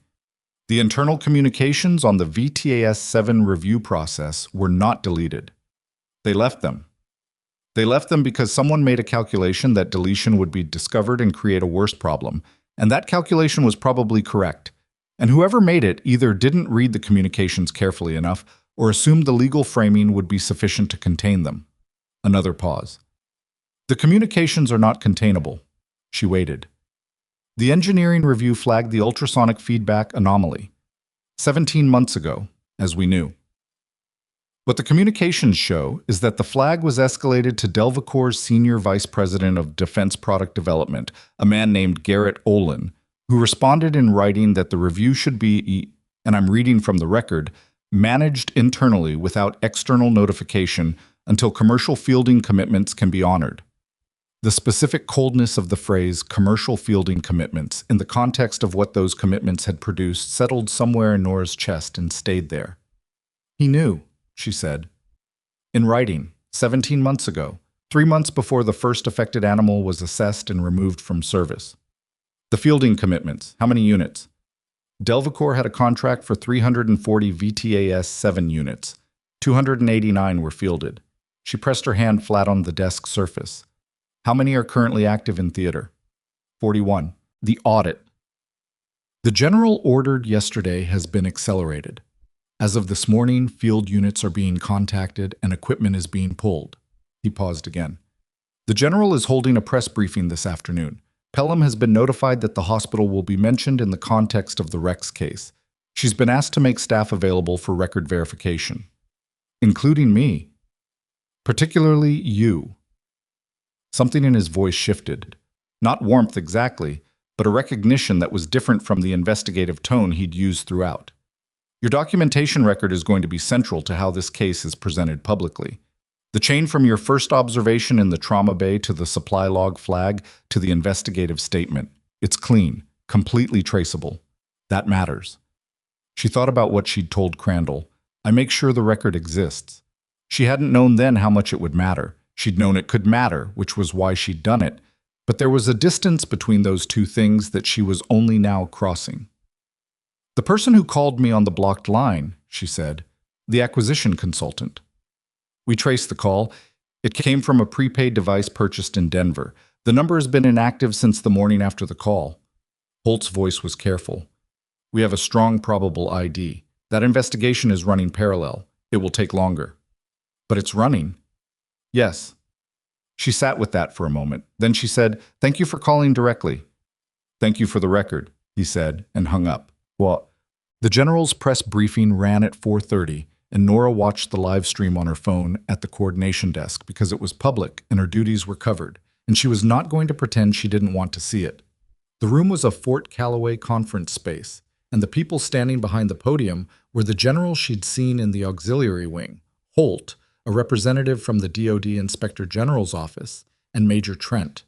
The briefing ran 22 minutes, and it covered the VTAS-7 suspension, the ongoing audit of fielded units, the Delvacor contract investigation, and the case that had initiated the discovery chain, the arrival of Staff Sergeant Marcus Webb and his K-9 partner Rex at Morrow General Hospital, and the subsequent identification by hospital staff of a behavioral pattern that led directly to the equipment analysis. Hospital staff was the phrase used, not her name. She hadn't expected her name, and its absence didn't diminish anything about the moment, which was not about her. It was about 41 dogs still in the field who were, as of this briefing, being relieved of equipment that had been causing them pain for months, and about 2 dogs who had already been removed from service and whose records, the general stated clearly, would be formally reviewed. Axis. The dog at Fort Lewis, whose handler had spent 6 months thinking it was his fault. She turned the phone face down on the desk after the briefing ended and sat for a moment in the ordinary sounds of the hospital, the call lights, the corridor conversations, the distant cadence of an intercom announcement, and she let the day's accumulation settle. At 5:10, Pelham appeared at the coordination desk for the second time in the investigation, and this time her expression carried something it hadn't in any of their previous conversations. A measured, careful acknowledgement of the distance between where Pelham had positioned herself and where the situation had actually gone. "The legal office has cleared all documentation requests from the investigative team," Pelham said. "The administrative scope directive from yesterday has been rescinded." "I saw the notice." "I also spoke with Crandall this afternoon. He indicated that your contributions to the investigation were significant." She used the same word Holt had used, which Nora suspected was not accidental. "I want you to know that the hospital will be formally recognizing your role in the public record." "Okay." Pelham looked at her steadily.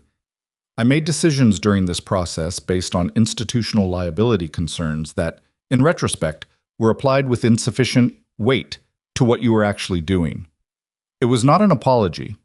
It was the institutional version of what Dale had offered that morning. A correction of record, stated as plainly as the person making it could manage. Nora accepted it in the same spirit. "The floor reassignment," she said. "When can I return?" "When your OB clears you, which I understand is at 37 weeks. 12 days. 12 days, Pelham confirmed. She started to leave, then stopped. "For what it's worth, the first night, when you stepped in front of Dale's line, I would not have done that." "No?" Nora said, honestly. "But you also would have walked in that morning and looked at the situation differently than I did, and you'd have had reasons for that. Everyone in that room had reasons." Pelham nodded once and left. Nora looked at her screen and thought about what it meant that the institutional acknowledgement felt smaller than the moment itself. And that was fine. The moment itself had been about a dog in a trauma bay and a soldier on a gurney, and the acknowledgement was paperwork around the edge of that, and both things could be true at the same time. The final turn came 4 days later. and it came from a direction she had not anticipated. The Delvacore communications had been in federal hands for 72 hours when Crandall called her desk at 8:50 in the morning, earlier than he'd ever reached out before, with a voice that had the compressed quality of something that had just broken open. "The communications from Garrett Olin's account," he said without preamble. "The ones directing the review to be managed internally. We traced the distribution list." "How wide?" 14 recipients. Most are internal Delvacore, but 2 are external." He paused. "One is a defense acquisition consultant who has held multiple contract advisory roles with the Army in the last decade." She was very still. "The consultant," she said. "A man named Warren Price. He was copied on Olin's directive 17 months ago, which means he knew about the anomaly, in writing, at the same time Olin did." Warren Price. She didn't recognize the name, but the role, defense acquisition consultant, Army advisory history, overlapped with the briefing room memory in a way that was no longer circumstantial. "The blocked call," she said. "We're working on confirmation. The prepaid device trace is ongoing." His voice tightened. "But Price has a documented relationship with Fort Callaway procurement going back 7 years. If he's the caller, he had access to your name and role through official channels. He was in the system. Multiple contracts. Multiple sites." Crandall's voice had something in it now that was beyond the investigative register, a controlled anger that he hadn't let her hear before. He was in a position to advocate for VTAS 7 fielding at the procurement level. If he was copied on the internal review and chose to continue advocating, that's not just a Delvacore problem. She looked at the window. Morning light again, thin and flat. When does this go to the next level? It already has. The IG referred the Price connection to DOJ this morning, which means this is no longer only a contract fraud investigation. She absorbed that. DOJ, not just IG, criminal, not just administrative. "Olin," she said, "Delvacore's SVP. His attorneys filed yesterday for cooperation consideration. He's talking." She didn't say anything. She thought about the phrase commercial fielding commitments and about access at Fort Lewis and about the 14 serial numbers on the certification record with their deferred flags. And she thought about what cooperation meant in this context. A man who had made a calculation about liability and was now making a different calculation about personal exposure. "The 2 dogs removed from service," she said. "The formal review. Both cases have been reopened. Access's records are being pulled from Fort Lewis. The euthanasia documentation is under independent review." He stopped. "It won't change what happened, but it'll be in the record." She nodded, alone at her desk, in the space where a nod meant nothing visible but was the only response the moment had. "Vasquez." Crandall's voice shifted one more time. "The record you built. First night to present. We have 14 pieces of evidence that move through your documentation chain. The prosecuting team has already noted it for the case file." He paused. "Nobody asked you to do any of that. You did it because it was the right thing to do when you were the only person in the room paying that kind of attention." She was quiet for a moment. "Is there something specific you need from me today?" she said. "No." He said it with the particular quality of someone who has realized the answer is genuinely no, that the work has been done and the record exists and it's solid. "Nothing today." She thanked him and hung up and sat for a moment with her hand on the receiver. And then her phone buzzed. Not Marcia's number. Not Crandall. A Fort Callaway extension she didn't have saved, and when she picked up, the voice on the other end was Corporal Dawes. And he sounded like he'd been awake for about 30 hours and was not bothered by that fact at all. "Ms. Vasquez, I wanted to call before anyone else did." His voice had something unsteady in it. Not grief, not relief. Something that was both those things pressed together until they became a third thing with no clean name. "They're letting Marcus see Rex this morning, in person, for the first time since the accident." She didn't speak. I thought you should know, because of the first night." He stopped. "They cleared a space in the auxiliary wing. Marsh set it up. And Rex..." His voice caught for a half second and steadied. "He knew. Before Marcus even came through the door, he was already up." She pressed her free hand flat on the desk. "Thank you for calling," she said. "Yes, ma'am." He cleared his throat. "One more thing. The general who was at the briefing, he asked for the full list of people who were involved in the first night, the whole chain." A pause. Your name is at the top of that list. She sat with that for a moment. All right, she said. She hung up. She turned back to her screen. The coordination queue had 17 items in it, and 2 of them were flagged as time-sensitive. She worked through this one at a time, the way she worked through everything, sequentially, completely, without looking for the end before she'd properly addressed the middle. Outside, the October sky over Callaway had cleared overnight, and the light through her window was sharper than it had been in days. The kind of light that showed everything at its actual scale without softening anything. Her log had 42 entries. She had never once written in it the expectation that it would matter. She had written in it because the record needed to exist, and she was the one who could make sure it did, and that had been enough reason every time she'd opened it. It still was. She reached the 17th item in the queue, resolved it, and was filing the completion note when Marsh appeared in the corridor outside the coordination area, moving at a pace that was faster than her usual measured stride. And when she turned and saw Nora through the glass, her expression carried something that was, for the first time in the 2 weeks Nora had known her, fully open. She came through the door and set a single printed page on the counter between them and said, without preface, Garrett Olin signed a full cooperation agreement 20 minutes ago. He's named Price. He's named 3 other executives. He's confirmed the directive was issued with full knowledge of the risk profile. Nora looked at the page. A summary document, 1 paragraph. And the fielded units? 41 have been pulled. All 41. As of 6 this morning. Marsh's voice had something compressed in it. The professional containment of someone who felt more than she was going to show, and was showing just enough for the other person to understand the real weight of what she was saying. Rex's record has been formally restored. All adverse behavioral notations removed. His military working dog certification is reinstated, effective today. Nora looked at the page. Marsh said quietly, It was your first observation that started the chain. All of it comes back to that bay, that night, that tone. I noticed something, Nora said. The investigation did the rest. Yes, Marsh looked at her. But you noticed it when everyone else in that room had already decided what they were seeing. Outside the window, the October light held steady and clear, the kind that didn't flatter anything but didn't diminish it either. And somewhere 4 floors down in the auxiliary wing, a German shepherd named Rex had gotten to his feet before his handler's footsteps even reached the door. And that was something no formal record would fully capture. But that had happened anyway, completely and irreversibly, in the real world where things that matter tend to happen without anyone calling attention to how much they matter until afterward. Nora set the summary page on her documentation stack and picked up the next item in her queue. There was still work to do, and she was still the one doing it, and those 2 facts remained exactly as true as they had been on the night she stepped in front of a tranquilizer gun, because someone needed to, and she was the one standing there.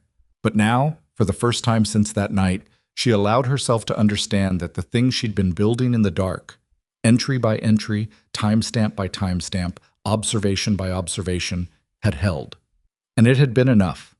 And it turned out the man on the blocked line had underestimated exactly the wrong person.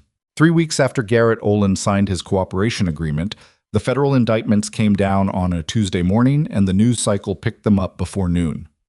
Nora was on maternity leave by then. She had gone into labor 11 days after the contract suspension announcement, at 36 weeks and 4 days, early enough to be monitored closely, late enough that the delivery team at Morrow General's OB unit was more watchful than alarmed. The labor ran 14 hours, which was neither fast nor slow, and was painful in the way that labor is painful regardless of how many times you've been told what to expect. And at the end of it, she had a daughter who weighed 6 pounds and 2 ounces, and who cried with a specificity and conviction that the attending nurse described as impressive. Nora named her May. She was home with May for 9 days before she looked at the news on her phone and saw Olin's name in a headline.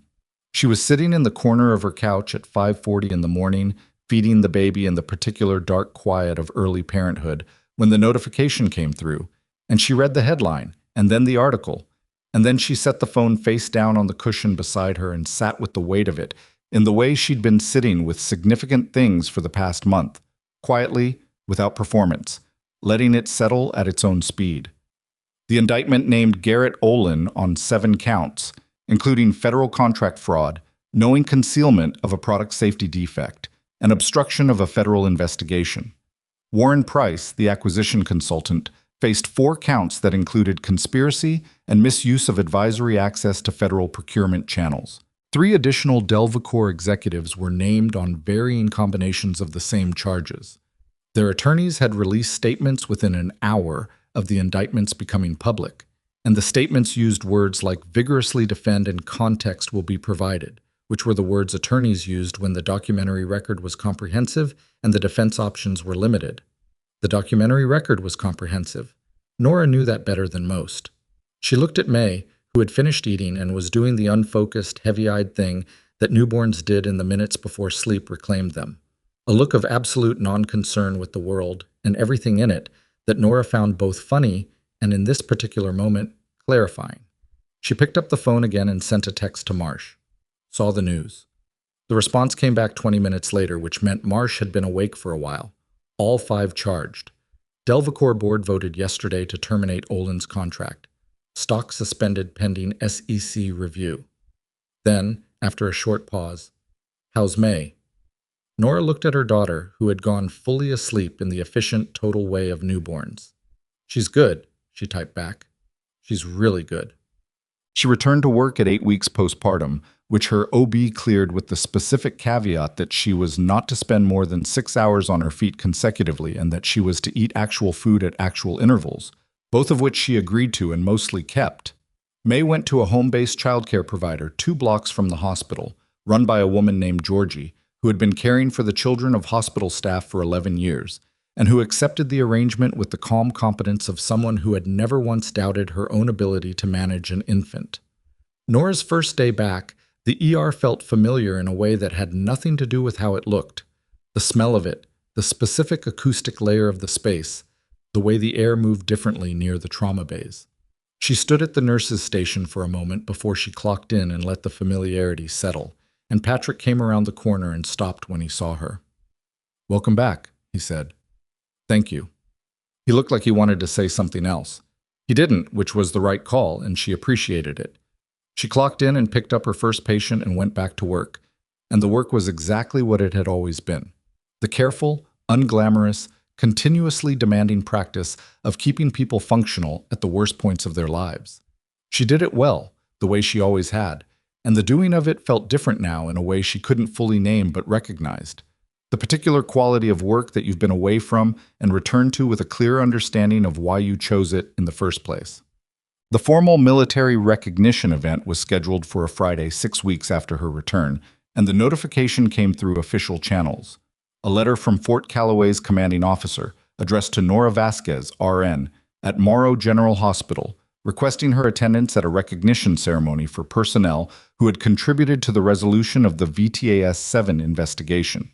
Pelham brought the letter to her personally, which was notable, and she brought it with the particular carefulness of someone who was aware that the gesture had meaning beyond the administrative act. "The hospital will be formally recognized as well," Pelham said. "The ceremony is open to staff who wish to attend." "All right." "Nora." Pelham stopped.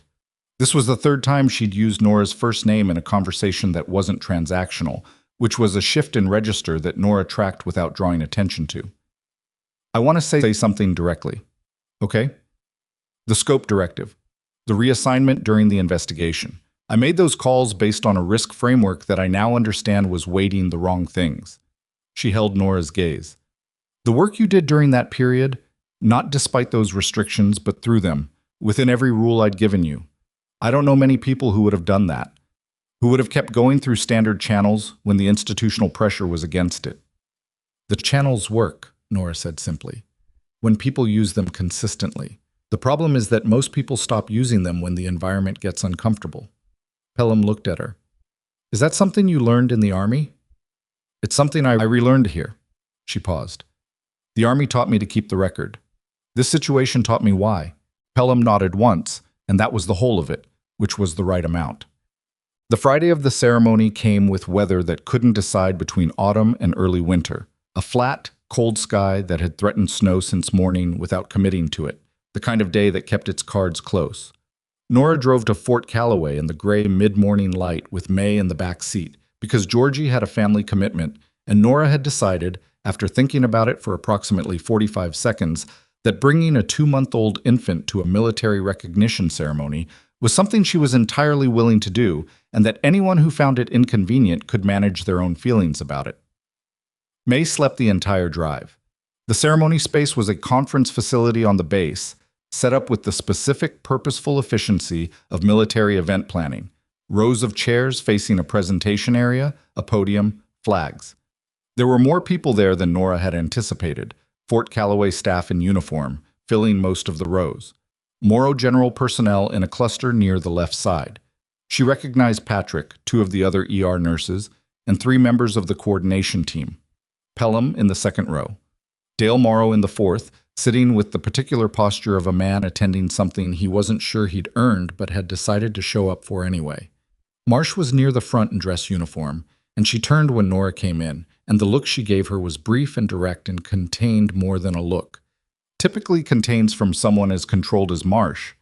Nora gave her a small nod. Holt and Crandall were there, civilian clothes, in the back row. Crandall had brought coffee, which she noted because it was exactly the kind of practical, unremarkable decision she'd have made in the same situation. He raised the cup slightly when he saw her. She raised her chin slightly back. Reyes was there too, with notebook 4 tucked under her arm. Nora found a seat near the aisle with room for May's carrier beside her, and she sat down, and May stirred briefly and then settled back into the profound unconsciousness of infants who have decided the world can wait. The ceremony opened with remarks from the Fort Calloway commanding officer, a man named General Braddock, whose presence in the room had a quality she'd noticed in the auxiliary wing, the kind of authority that didn't require performance because the substance behind it was visible enough. He spoke for about 10 minutes, and his remarks covered the VTAS-7 investigation in terms that were factual and complete without being procedural. He talked about what the equipment had done, what it had cost, and what the chain of evidence had established. He said the name Axis. He said it clearly, with the weight it deserved, and the room adjusted in the specific way that a room of military personnel adjusts when something true and difficult is named in their presence. A collective stilling, a collective recognition. The handler of that animal, Sergeant Dario Fells, could not be here today, Braddock said. He is at his duty station at Fort Lewis. But I want the record to reflect, in this room and in the formal documentation of this event, that Axis's record has been completely cleared, that the assessment which led to his removal from service was based on falsified equipment performance data, that Sergeant Fells made every correct decision available to him with the information he had, and that the failure was institutional, not personal. The room was very quiet. That distinction matters, Braddock said. It has to matter, because we ask these men and women, and their partners, to operate on the information we give them. When the information is corrupt, the people who depend on it are not to blame for the outcome. The people who corrupted it are. He paused in the particular way of someone who means what they're saying enough to let it sit before moving on. 3 individuals who corrupted that information are currently under federal indictment. 2 more are under active investigation. The military contracts held by Delvacor Systems have been terminated, and the procurement advisory relationship held by Warren Price with the United States Army has been permanently revoked. He looked out at the room. That is the institutional accounting. The human accounting is longer, and it will take more time. But it has begun. May made a small sound in her carrier, the involuntary noise of a sleeping infant who is briefly aware of the world and then not. And the woman sitting to Nora's right glanced at the baby with an expression that was almost exactly the same as the expressions Nora had been receiving for the past 2 months. Instinctive, soft, a reflex response to something small and new. And Nora felt the particular complexity of a moment that was simultaneously about enormous institutional consequences, and about the fact that she had a daughter who was 10 weeks old and would never know any of this happened. That felt right somehow. Not sad. Right. The individual recognitions came after the general remarks. Lieutenant Colonel Marsh was recognized first for the veterinary investigation and the diagnostic work that had produced the equipment evidence. Marsh received it the way she received most things, with complete composure and a thank you that was 3 sentences and no more than necessary. Corporal Dawes received a commendation for his handling of Rex during the incident and the immediate aftermath, and when he stood to receive it, he looked like someone who was working very hard not to let his face do what it wanted to do, and Nora thought that was one of the more honest things she'd seen at the ceremony. Marcus Webb was there. He was in uniform, which she hadn't been certain he'd be ready for, and he was standing without visible pain management, which meant he had either genuinely recovered well or had decided to stand without visible pain management, regardless of the cost. She suspected both were partially true. He was recognized for his field documentation, and Braddock called his longitudinal observation record a model of what thorough, persistent field reporting can accomplish, which Marcus received with a straight face and a nod that contained the controlled quality of someone who was not going to make more of a public moment than the moment asked for. And then Braddock said her name. Staff Sergeant Nora Vasquez, United States Army, retired, currently serving as a registered nurse and charge coordinator at Morrow General Hospital. She stood up.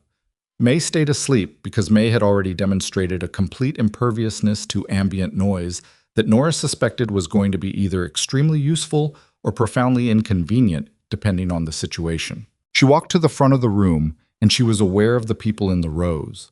The military personnel, her hospital colleagues, Holt in the back with his careful economist's expression, Pelham in the second row, Dale Morrow in the fourth, looking at his hands, and then looking up when she passed. And she was aware of May and the carrier at the aisle seat, and she was aware of herself, which was the particular awareness that comes in moments when you are genuinely present rather than managing your presence. Braddock looked at her directly.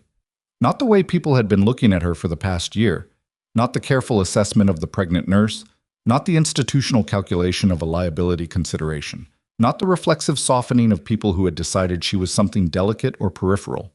He looked at her the way one professional looks at another when the record is unambiguous.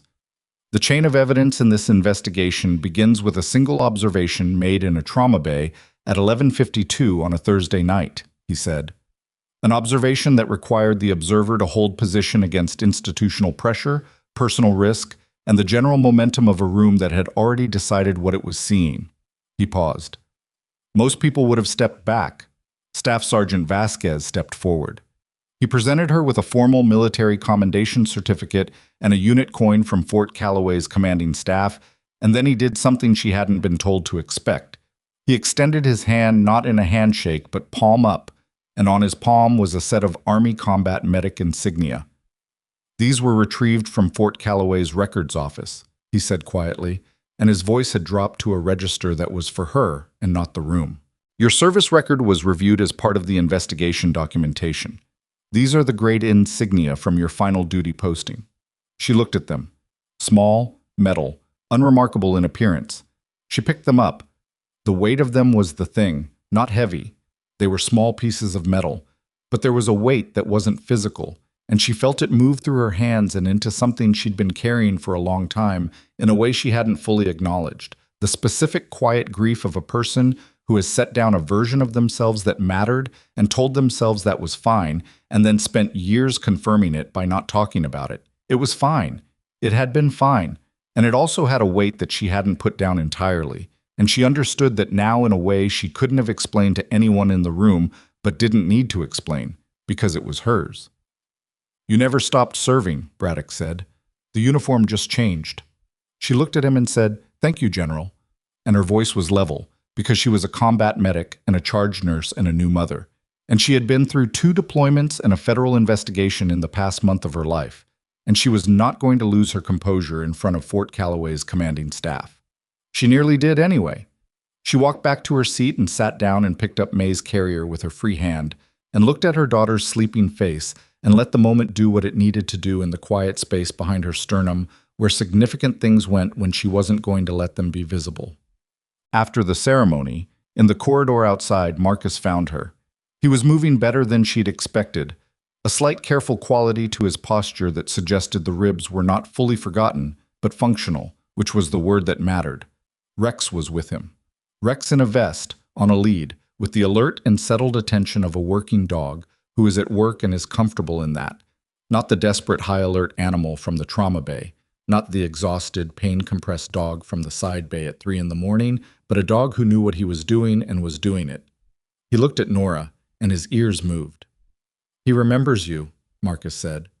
She crouched down in front of Rex, which was less graceful than it had been before May because her body was still recalibrating, and she held out her hand the way she'd held it out in the trauma bay, palm up, no pressure, letting the dog decide. Rex lowered his head and pressed his nose against her palm once, firmly, and then stepped back and sat down with the precision of a dog who has decided that the interaction is complete and has conducted it on his own terms. She stood back up. "How's his hearing?" she asked. "Better. The high-frequency sensitivity isn't going to fully resolve. There's some permanent damage from the extended exposure." Marcus's voice was steady and matter-of-fact about it, which she understood as the particular acceptance of a handler who loves his animal and is honest about what the record says. He's been medically cleared for modified duties, lower noise environments, adjusted tactical protocols. Marsh's team wrote the guidelines. "Will he stay in service?" "As long as he wants to." Marcus looked at Rex. "He told the veterinary team he wasn't ready to retire. I'm paraphrasing." She smiled at that genuinely, and it surprised her slightly. Not because she hadn't smiled in recent weeks, but because this particular one arrived without her managing it. Marcus looked at May, who had finally decided to be awake, and was conducting her own assessment of the corridor with the unfocused but intense attention of a very young infant, encountering fluorescent lighting for possibly the first time. "She looks like she has opinions," he said. "She has opinions about everything. She's been awake for 20 minutes. He looked at Nora, and the expression he had now was the one from room 412. The direct, unmanaged look of a person who means what they're about to say and is going to say it plainly. "Dario Fells called me last week, from Fort Lewis." She waited. Marsh's team sent him the formal clearance for access, the full record review, the complete finding that the behavioral assessment was instrument-caused, not handler-caused, not animal-caused. He paused. "He said he'd read it 3 times before he called me. He said the word he kept coming back to was proof, that it was the difference between being told something and having proof." She thought about what she'd said to Marcus in room 412. Formally isn't the same as a person telling you. Formally is a document. She had been right about that, and she had also been not entirely right about it, because for Dario Fells, the document was what he needed. The formal proof of what had happened was the thing that 6 months of internal conviction couldn't provide. Different people needed different things. "Is he okay?" she asked. "He's working on it," Marcus said. "He's a good soldier. He's going to be fine. He just needed the record to say what the record should have said 14 months ago." She nodded. There wasn't more to add to that, and she didn't add anything. Marcus looked at Rex, who was watching the corridor with the specific attention of an animal who is listening to more of the world than the humans around him can hear. "He asked me to tell you thank you," Marcus said. "Fells. For the documentation chain. For making sure the record got built in the right order." He paused. "He said he doesn't know your name, but he knows the first link in the chain was someone who noticed something at 11:52 at night when nobody was watching." She looked at Rex. "Tell him the record was always there," she said. "It just needed someone to write it." Holt found her in this parking lot. He was alone, coat against the cold, carrying no file and no device, which was the most informal she'd ever seen him. He walked up without preamble and stood at a distance that was comfortable rather than official. "Warren Price was formally charged this morning," he said. 4 counts. The prepaid device trace was completed last week. It was him. She had known it would be him. She'd known since the voice had surfaced in her memory, and she'd written it in her log with the appropriate hedging and then watched the investigative record catch up to her instinct at its own pace. "Will it hold?" she asked. "The charges?" "Yes." He was definite about it. "The communications record is complete. His inclusion on Olin's distribution list, his continued procurement advocacy after receiving the safety data, the phone call to your direct line. It builds the picture clearly enough that his attorneys have been quiet since the indictment." He paused. "Quiet attorneys typically indicate a cooperation conversation is starting." "Is it?" "Unconfirmed." He didn't embellish. "But his career in federal advisory roles is over. That's certain." She absorbed that. Price in a system he'd manipulated for a decade, a phone call he'd made to the wrong person, and now the career dismantled by the same institutional channels he'd navigated for his own benefit for years. There was a completeness to it that felt neither satisfying nor unsatisfying, just accurate. The system had worked the way it was supposed to work when people used it with sufficient persistence, and the record was built with sufficient care. "You're going back to the ER?" Holt asked. "Monday." He nodded. "We may need a witness statement from you in the trial phase, if it goes to trial. I'll be available." He extended his hand. She shifted May's carrier to her other arm and shook it, and his grip was firm and brief and professional, and in it was the acknowledgement she had not expected from him, and which landed differently because of that. The simple, direct acknowledgement of someone who had spent a career evaluating the quality of evidence and had decided this particular piece of work was what it should be. "But you built a good record, Ms. Vasquez," he said. "It was the right record," she said. "Those aren't always the same thing." He looked at her for a moment with something she thought might have been, from a man as contained as Holt, the closest thing to amusement she'd seen from him. Then he nodded once and walked back toward the facility entrance, and she stood in the cold parking lot with May and the carrier against her chest, and the unit coin in her pocket and the insignia in the small envelope Braddock's aide had provided, and she looked at the flat gray sky over Callaway, and breathed the cold air, and let the day exist at its full, complicated, unglamorous weight. She was back at the coordination desk by the following Thursday, not because she had to be, but because a patient coordination issue had come up that she could resolve in 2 hours if she came in, and she had May at Georgie's in the morning free. And the truth was that she missed the work in the specific way of someone who had been away from it long enough to stop taking it for granted. She was at the desk for 40 minutes when she looked up and saw a face she didn't recognize. A woman in her early 40s, civilian clothes, standing at the desk, with the slightly uncertain posture of someone who isn't sure they're in the right place. "I'm looking for Nora Vasquez." "That's me." The woman extended her hand. "My name is Priya Anand. I'm a biomedical engineer. I was the one who—" She stopped, started again. "I'm the one who kept the internal documentation at Delvacor." Nora looked at her. The engineer who had tried for 11 months to get internal review to act, who had kept a personal copy of the assessment, who had contacted the Inspector General's office and set the formal investigation in motion. Priya Anand looked like someone who had recently stopped carrying a weight she'd been carrying for 11 months. Not fully recovered from it, because that didn't happen quickly, but with the particular quality of a person who has done a difficult thing and is now living in the aftermath of having done it, which is its own kind of difficult. "I wanted to meet you," Priya said. "I've read your documentation log. The federal team shared the relevant sections with me as part of my cooperation record." She paused. "I spent 11 months inside that company, filing escalations that went nowhere, and I was starting to wonder if the problem was that I wasn't building the record correctly, if maybe I was missing something procedural." "You weren't," Nora said. "I know that now, but at the time—" She looked at her hands briefly. "At the time I needed the record to connect to something outside the company, to someone who could receive it and do something with it, and I didn't know how to make that happen." She looked up. "You made it happen. From the outside, without knowing what I had inside." Nora thought about that.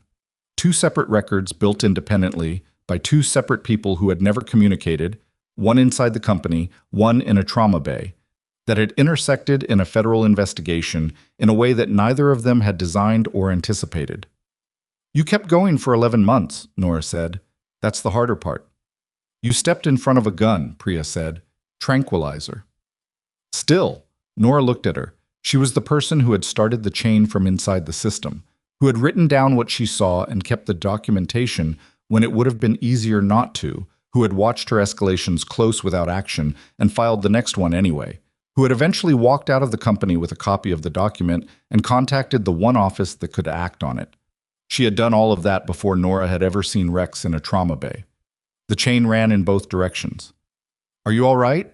Nora asked. It was the most direct thing she could offer. Priya was quiet for a moment. "I lost my job, obviously. The cooperation agreement protects me from prosecution, but Delvacor terminated my contract the day the indictments were announced." She said it plainly, without self-pity and without pretending it was fine. "I have savings. I have time," she paused. "I'm figuring out what comes next." "What do you want to do?" "I don't know yet." She looked at Nora with the honest, slightly raw expression of someone who has spent a year in a specific fight and is now in the open space after it and hasn't fully inhabited that space yet. "I know I don't want to work for a company that makes decisions like Delvacor made, Beyond that, she spread her hands slightly. That's a reasonable place to start. Priya smiled. Small, tired, genuine. Someone told me you're building some kind of military medical support program at this hospital. That's in development, Nora said. Morrow General and Fort Calloway are in preliminary conversations about a veteran transition support initiative. Is it going to involve K-9 units? Among other things, yes. Priya looked at her desk, at May's photo in the small frame she'd put up when she returned, at the organizational chart pinned to the board, at the coordination queue on her screen. If there's a role for a biomedical engineer who knows more than she ever wanted to know about military equipment safety protocols, she said, I'd like to hear about it. Nora looked at her for a moment. Give me your contact information, she said. The program doesn't have a framework yet, but it will. 6 months after that conversation, the Morrow General Veteran Support and Military K-9 Rehabilitation Program held its first intake. It was not a large program. It had 2 full-time staff, a part-time veterinary consultant provided by Fort Calloway, a biomedical safety advisor whose role had been designed specifically around what they'd learned from the VTAS investigation, and a clinical coordination lead. It occupied a wing of the hospital that had previously been used for storage and which had been converted over 3 months with a budget that was smaller than ideal and a planning process that was messier than anyone had publicly admitted. Nora ran it. Not from behind a desk and not from a distance. She ran it the way she ran everything, which was by being present in the work itself, by building the documentation from the first day so that every outcome was traceable, by insisting on the kind of procedural honesty that meant the program could be examined by anyone at any time and would hold up under examination. Rex came back to Morrow General on the program's opening day. He came with Marcus, who was cleared for full duty and who had driven from Fort Calloway with Rex in the vehicle's rear compartment with the same settled, undemonstrative road presence he'd apparently always had in transit.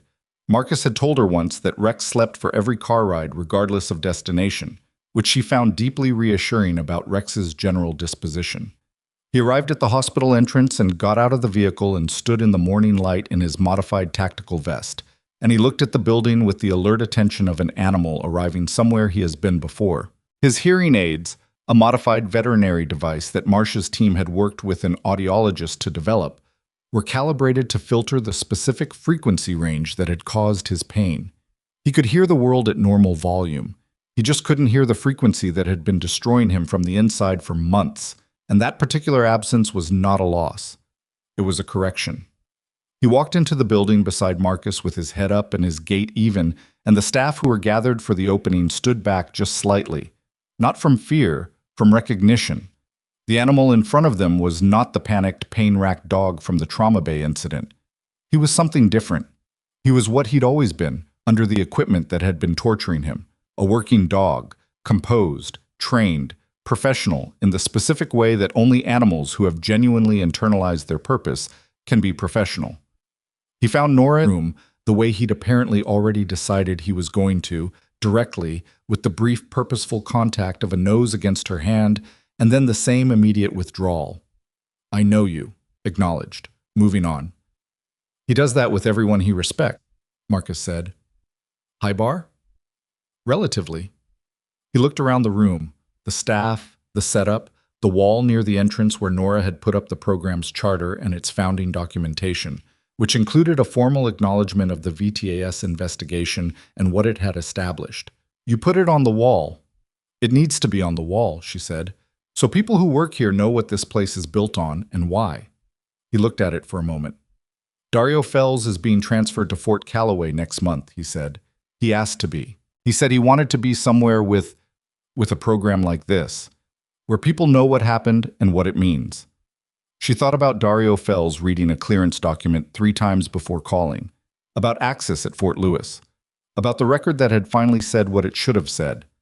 When he gets here, she said, introduce him. I will. May was 7 months old on the day of the program opening, and she spent it at Georgie's doing the things a 7-month-old does, which are primarily eating, sleeping, and conducting a serious investigation into the properties of everything within arm's reach. She would never know that her mother had spent the first weeks of her life in utero at the center of a federal investigation. She would never know about the blocked phone call or the administrative scope directive or the supply log anomaly or the 42 entries in a personal observation log that had become a central evidence thread in a case that resulted in 5 federal indictments. She would grow up knowing only that her mother was a nurse and a veteran who ran a program at a hospital and worked hard and came home tired and loved her with the particular quality of love that survives difficult things and is quieter and more certain for having done so. That seemed like enough, more than enough. What Nora had understood by the end of it, not in a moment, not in a ceremony or a commendation, but across the slow accumulation of weeks in which the full weight of what had happened settled, was that the thing she had brought into that trauma bay on the night of the incident was not heroism. It was not exceptional courage or unusual instinct. It was something far more ordinary and far harder to explain, which was the simple, stubborn practice of paying attention when the easier thing was to look away. She had paid attention to a dog that the room had already decided was dangerous. She had paid attention to the direction he moved, the timing of his response, the difference between what aggression looks like and what pain looks like when an animal can't tell you which one it is. She had paid attention because she had been trained to, and because she had never fully stopped being the person her training had made her, regardless of what title she held, or what uniform she wore, or what stage of pregnancy she was in. And then she had written it down, not because she expected it to matter, but because the record needed to exist. That was the thing about records. They didn't wait for you to know they'll matter. You build them in the present with the information you have, and they do their work later, in situations you couldn't have anticipated, in ways you couldn't have planned for. The record she'd built had connected with a record built by a Delvacor engineer 11 months before, and together they had established something that neither one of them could have established alone. And the thing they established was not just the evidence chain in a federal case, but something more fundamental. The demonstration that the truth can be documented if someone decides to document it, and that the decision to document it is available to anyone willing to be honest about what they see. She was a charge nurse in a mid-sized hospital in Montana. She was a veteran with a modest service record and no particular institutional power. She was a new mother who had spent part of her labor wondering whether the investigation would fully resolve before or after delivery. She was imperfect in the specific ways that people are imperfect when they've been carrying too much for too long and haven't always managed the load cleanly. She had also been, on one Thursday night, the only person in a trauma bay who noticed which direction a dog moved. That was all it had taken to start. The mistake that Garrett Olin made, that Warren Price made, that every institution makes when it decides to manage a problem rather than solve it, is the assumption that the people who aren't supposed to matter are not paying attention, that the ones without rank or authority or institutional power are moving through the world without recording what they see, that the pregnant nurse at the coordination desk is too peripheral to be a problem. The record says otherwise. It always does when someone builds it.